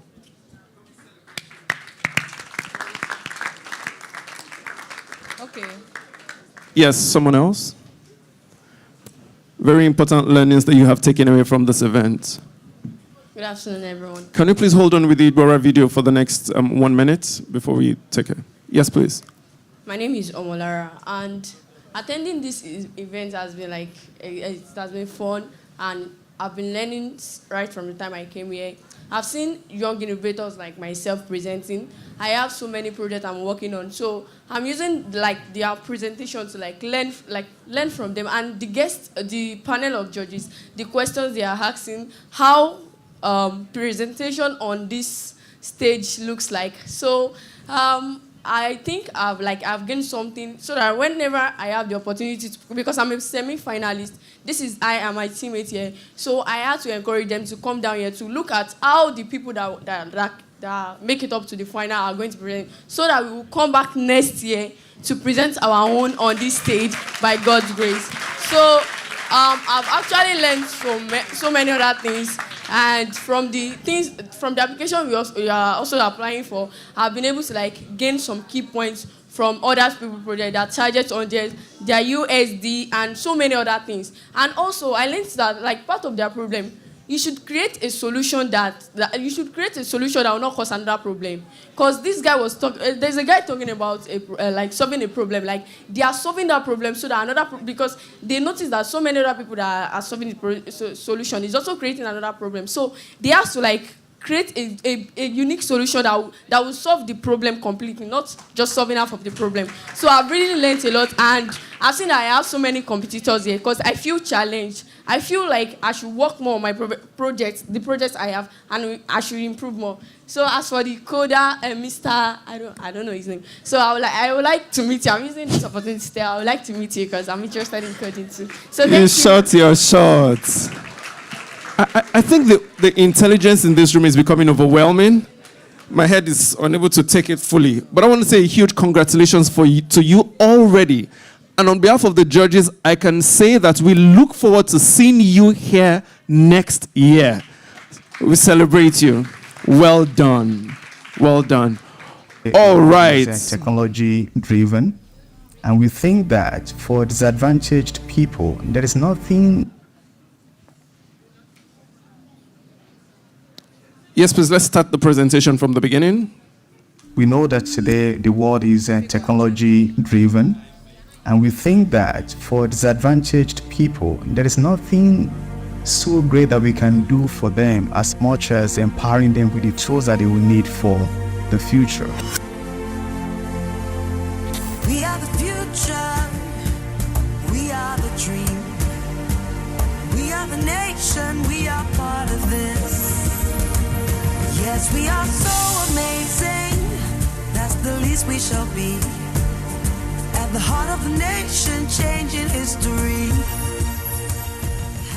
This is our very first boot camp in Igbora, Oyo State, but we know that just in this environment, many children wouldn't really have learning opportunities of this type. during the long vacation. The whole idea of this then is to give them an exposure into something that tangibly empowers them. We are the nation, we are part of this. Whoa, carry the song, carry the sound. The future is here, the future is here. My name is Atina Jeje. I am the Chief Operating Officer at the Destiny Trust. This is the first time we are coming to Iwara to have this Kids Team Bootcamp. It was an exciting moment for everyone. My name is Adora Sylvester. During this bootcamp, I've learned a lot. One of the things that I've learned is the last card program. During this card program, I learned the presentation. This card program, which I know they build in the found Finchcan. I learned how to operate well on Microsoft Word, how to type, design, and slide some works on Microsoft Word. I make different friends. Their friendship, which I love very much. I love to make new friends, which have elevated me a lot. Thank you to Destiny Trust for bringing this program to this area. Thank you. I thank the Destiny Trust members for bringing this live day program to this local area, and I'm looking forward for seeing them next year.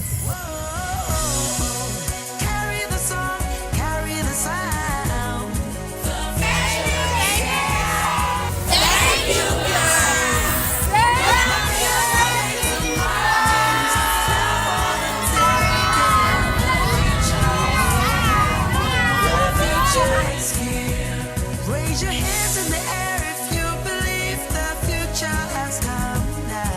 The future is here. The future is here. This is our, this is our, this is our country. The future is here. The future has. The future has come.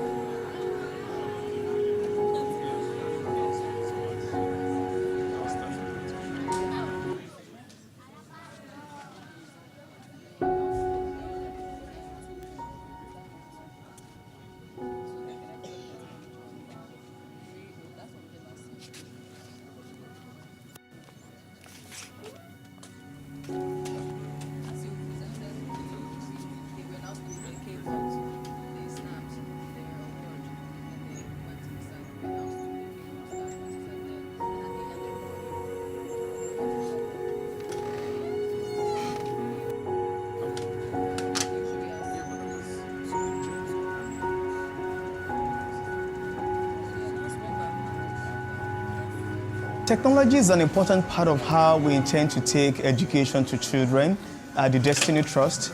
We're looking at the scale of the problem. We know that today there are millions of children who do not have access to learning at all.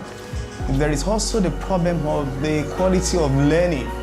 and so much more in terms of planning education for different categories of children who need to be educated. There is no way we can do all of this using the conventional methods. And we are coming up with a strategy to ensure that we create learning content for different categories of learners, and we make this accessible to them. We are creating channels in different schools, in homes, in communities, where children can have access to learning content in a digital form. What was baffling me before was that the condition of learning space here is not conducive for learning, but now, with the intervention of the Destiny Trust, for them to come with equipping a class, an internet classroom for us, it is very superb. Even some cities doesn't have this kind of facility in their classroom. We in Arakpagi, we are now enjoying the internet facility with the coupled with the solar energy. It is fantastic. For those that are slow learner, that doesn't know how to read, or by seeing something, pictures on the screen, it will motivate them to learn more. When they feel touch the tablets, they will also learn with the help of their colleagues by using the same thing. It is a fantastic approach.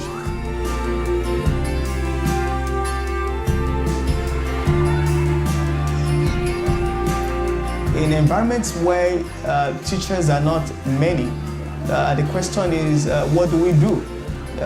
So one of the ways we want to address that is to then ensure that we have some kind of standardized learning content that can be used anywhere. It doesn't even matter where you are. If you have access to the internet, it makes it work really well. But we know that access to the internet is a problem on its own. So we are trying to make this available offline. Offline and online, we think that children everywhere should be able to access learning content. So what it then means is that for a community like Arakpagi that is cut off by the lagoon in a sense, we don't need to find teachers to come here and support the children all the time. We can have learning content recorded already that we can make available to the children at any time at all. So this helps to ensure that we can attend to many more children at the same time. It's a broad EdTech project that focuses on being able to create personalized content for different categories of learners, and then creating access through spaces like this where a child can come in, or a class entirely can come here and hold a class session here. Inú mi dùn gan, inú aráàlú náà dẹ̀ dùn, mo ti ròyìn. Láti ìgbà tá ti dá iléèwé yìí lẹ̀ bí over 100 years now, òun ni ẹni àkọ́kọ́ tó kọ́ gbé kínní ìwọlé. Ó wá fi kínní ìdá wa lọ́lá, inú wa dùn sí dáadáa, ó dùn sí púpọ̀. Nítorí ó máa mú àwọn ọmọ wa mọ ọ̀tún yàtọ̀ sí òsì láti máa wo àwòrán àti pàápàá láti máa rí nǹkan tó ń ṣe nínú kọ̀ǹpútà tó bá ń tẹ̀ àti pàápàá láti mọ ìmọ̀ sí. So instead of describing things in numerous words for children, it's easier for them to just see, for them to be able to learn better. So we are trying to make learning really effective, rewarding, and fun for children everywhere. And this is one of those places where we are doing it.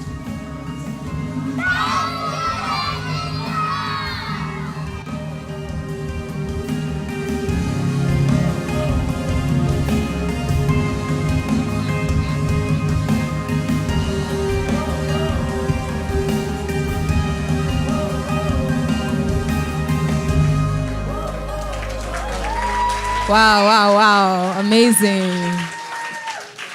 So for those of you that don't understand what the man was saying in Yoruba, he was simply saying, God bless you. All right?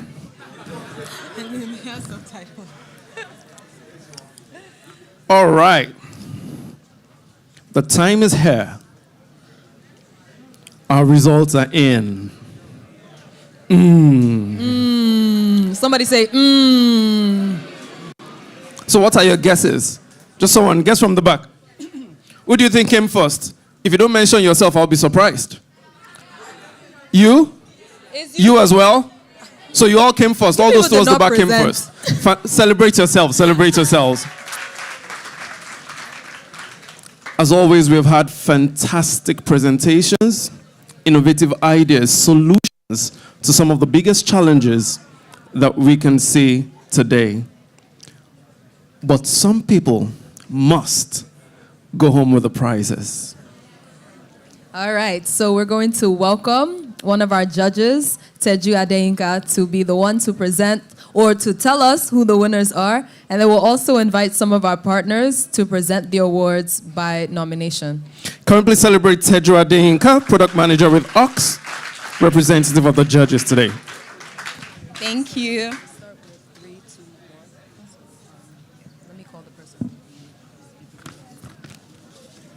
All right, so for third place, we want to invite Okpe Adetomiwa from Skill Paddy to please help us present the award for third place. The co-founder of Skill Paddy to help us present the award for third place.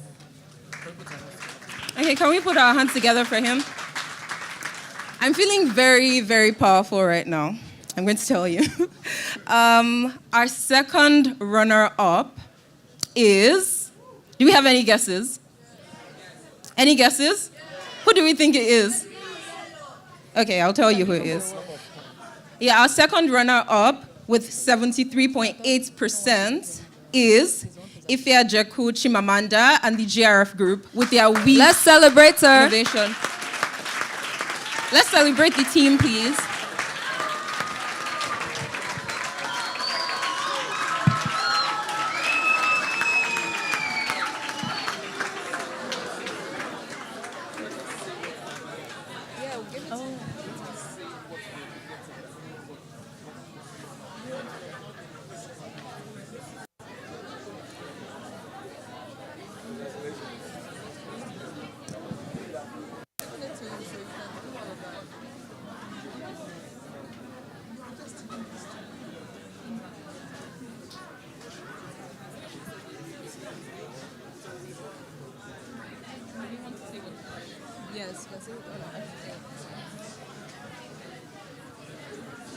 And our second runners up today will be going home with 500,000 naira.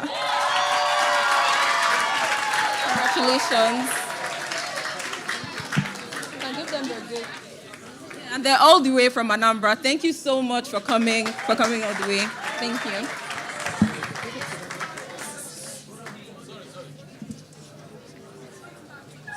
Wait, sir, 1 second.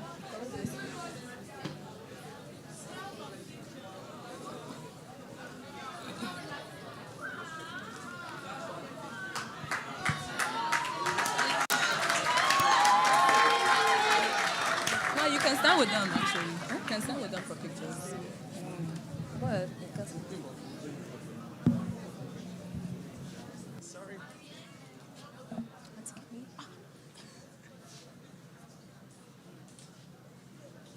You can move them.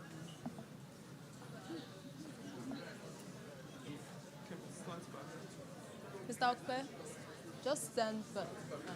Stand back. Shoot back. This way.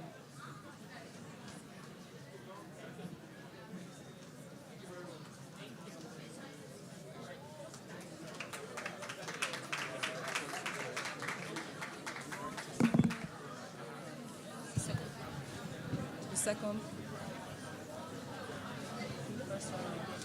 First runner. All right, so we're about to announce the second. So we'll be calling Mr. Tega from Max to help us present the award for the first runner-up.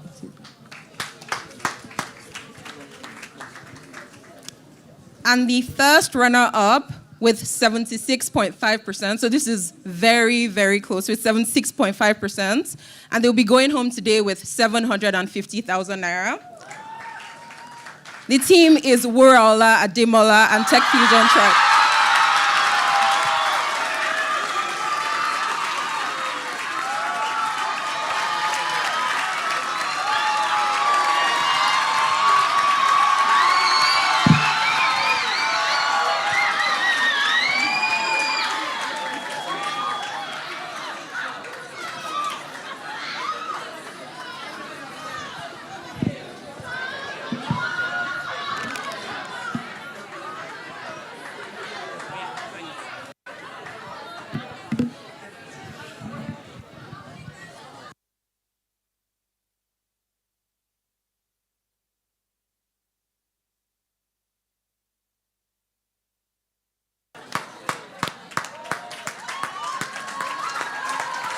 All right, moving to our first place winners. We're going to welcome Mr. Gosi Unaukwe to come and, to come and help us present our first place award. Let's celebrate him as he comes. Thank you.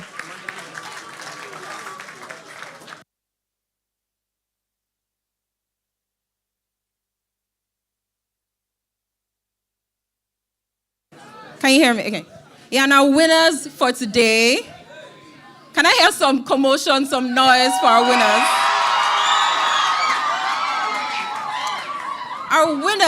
Our winning team for today with 79.3%. So again, super close.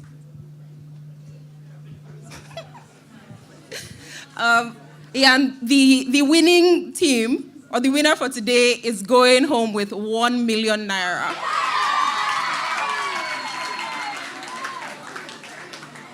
And the winner is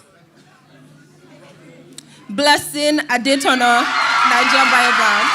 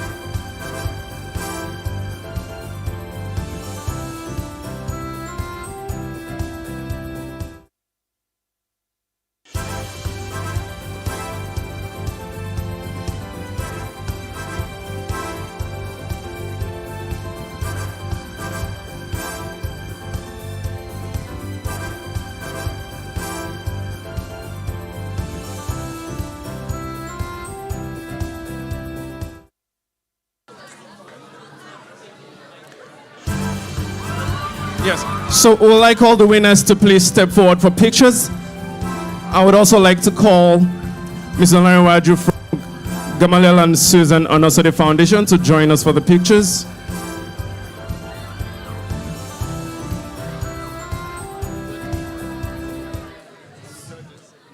Would also like the judges to please join us for the pictures. And of course, Mr. Gussie, Managing Director, Kingmakers. Please join us as well for the pictures.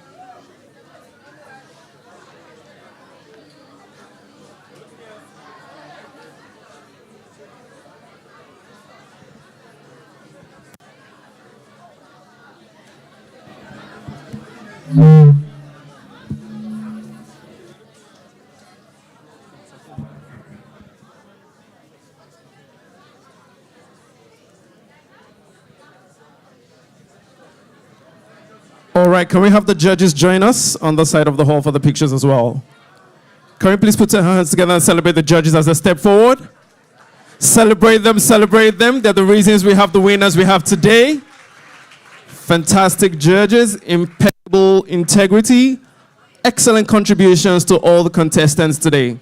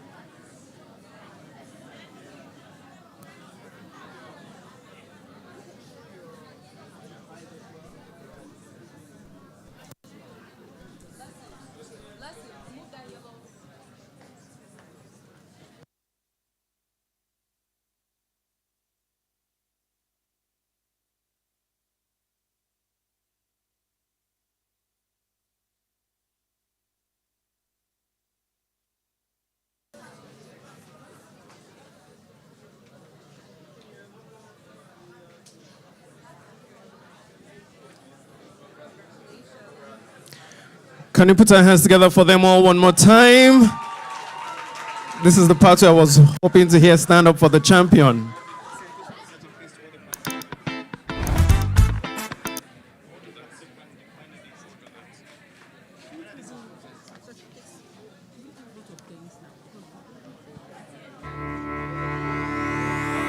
I was built to be the best, number one and nothing less. Lead me to my destiny. I have waited patiently. I have vision, though I believe.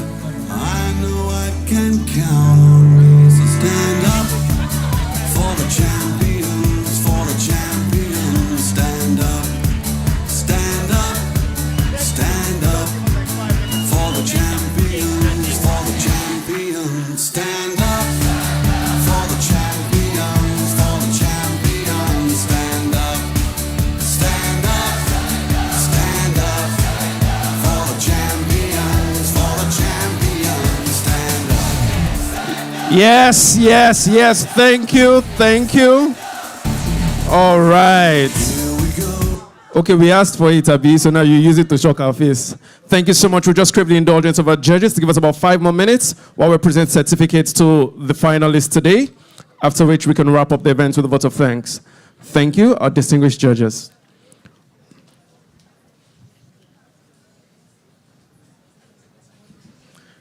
At this point, we'd like to call the different finalists for the presentation of the certificates to them. As we call their names, they should please just step forward quickly to receive their certificates. But also would like to call forward the co-founders for the Destiny Trust Children Foundation, Mr. Bimbola Ojenike, to present the certificates to them. Okay, so I'll just quickly call the names, and I'd like to call. Okay, that's fine. That's fine. Okay. Okay, so Stephen Oluwasegun. Yeah.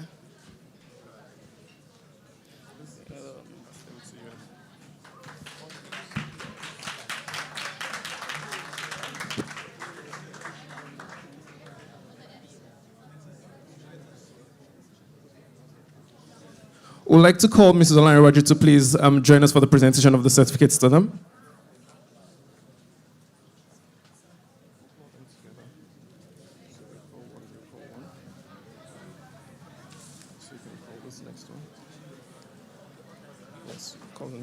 All right, Moral Collins. Moral Collins, please step forward. Now, this is all the finalists. Blessing Adetona. Chimamanda Ifeajeku. Rafi Akorede. Can we please put our hands together for them as they keep coming forward? Let's keep the applause coming. Let's keep it coming. Olawoye Ezekiel. Peter Divine.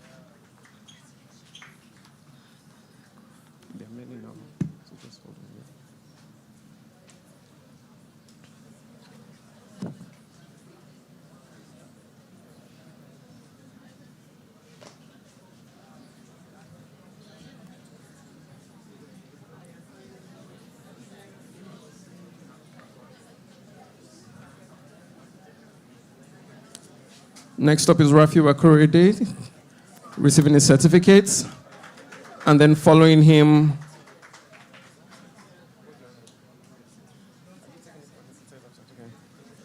receiving his certificate next is Olawoye Ezekiel. Adeneko Grace. Nadi Joseph. We'd like you to just please come out quickly, just file out, and then we can do the presentation quickly. Uchendu David. Oluyemi Shokpade. Should I take it?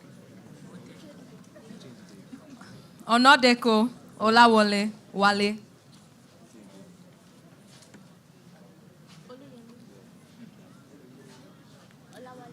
Oluwapelumi Ademo.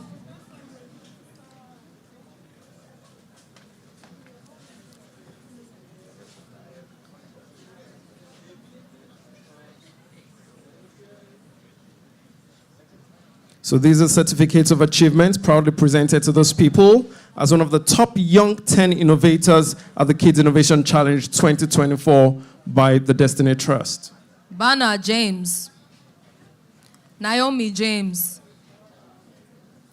Olayinka Samuel. Adio Isa. Adio Isa.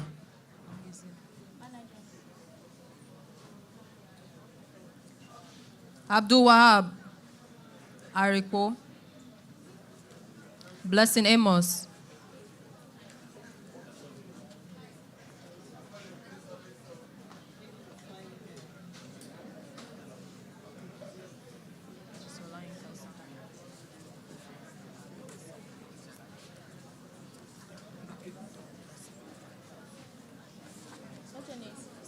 It's in order. It's in order. Okay. Joy Ehige.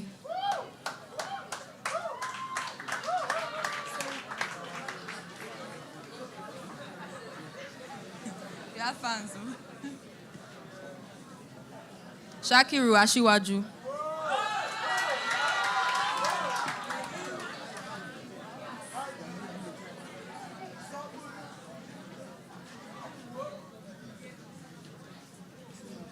Being top 10 is definitely something to be very proud of. We could all testify to the intelligence that they have displayed today and the efforts that have gone into building the solutions. Joseph Nwachukwu. Wura Ademola.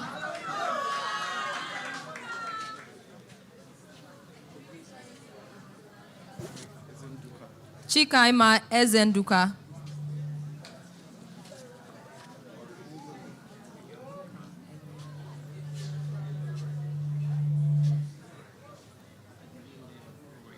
Micah Enyele Rue.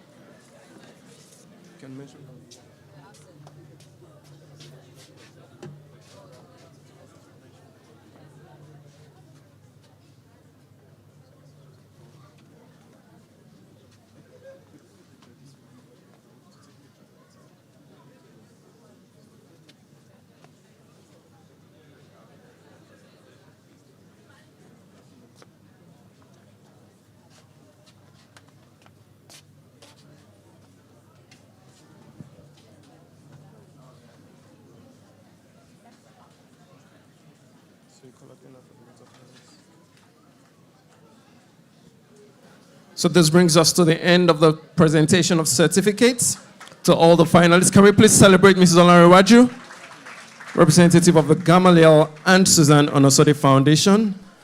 And we celebrate you as well, Mr. Bimbola Ojenike. So now we'll be calling on the Chief Operating Officer of the Destiny Trust Children Foundation, Miss Athena Jeje, to come and give us our closing vote of thanks. Let's celebrate her. She tried. If I tell you the locations that she went to, Arakpagi, Jos, all these different places. Hello, everyone. Hello, everyone. Good afternoon. On behalf of the Destiny Trust, the co-founders, management, and staff of the Destiny Trust, I am here to say thank you.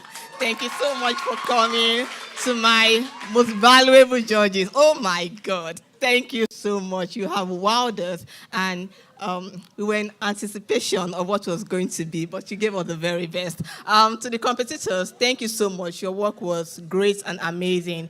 To the semi-finalists, can you give me a shout? Semi-finalists, if you're here. Well done, well done, well done so much. And our biggest appreciation goes to our partners. We have Kingmakers here, we have Max, we have Skill Paddy, Gamsu is here, and everyone that is representing us outside there and supporting our work inside here. I say a very big thank you. Thank you once again to everyone that partook at the boot camp, the STEAM boot camp. Igwara, are you there? Say hello if you are there. Yeah, that's Igwara. Arakpagi, are you here? Anyone from Jos? Wow, my Jos people. Lagos, where are you? Wow! Thank you so much. See you again next year and see you at the top. Thank you so much once again. Have a great time.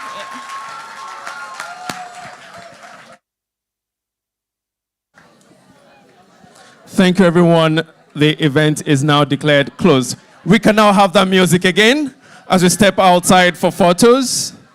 Can we please have the music one more time? Stand up for the champions.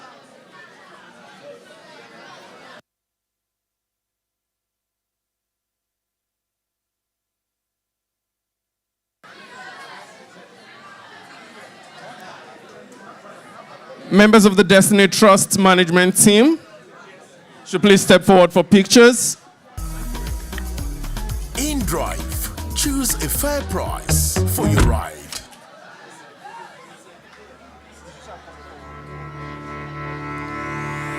Members of the management team of TDT, please step forward. Number one and nothing less. Lead me to my Director of Communications. I have waited patiently. I have vision, though I believe.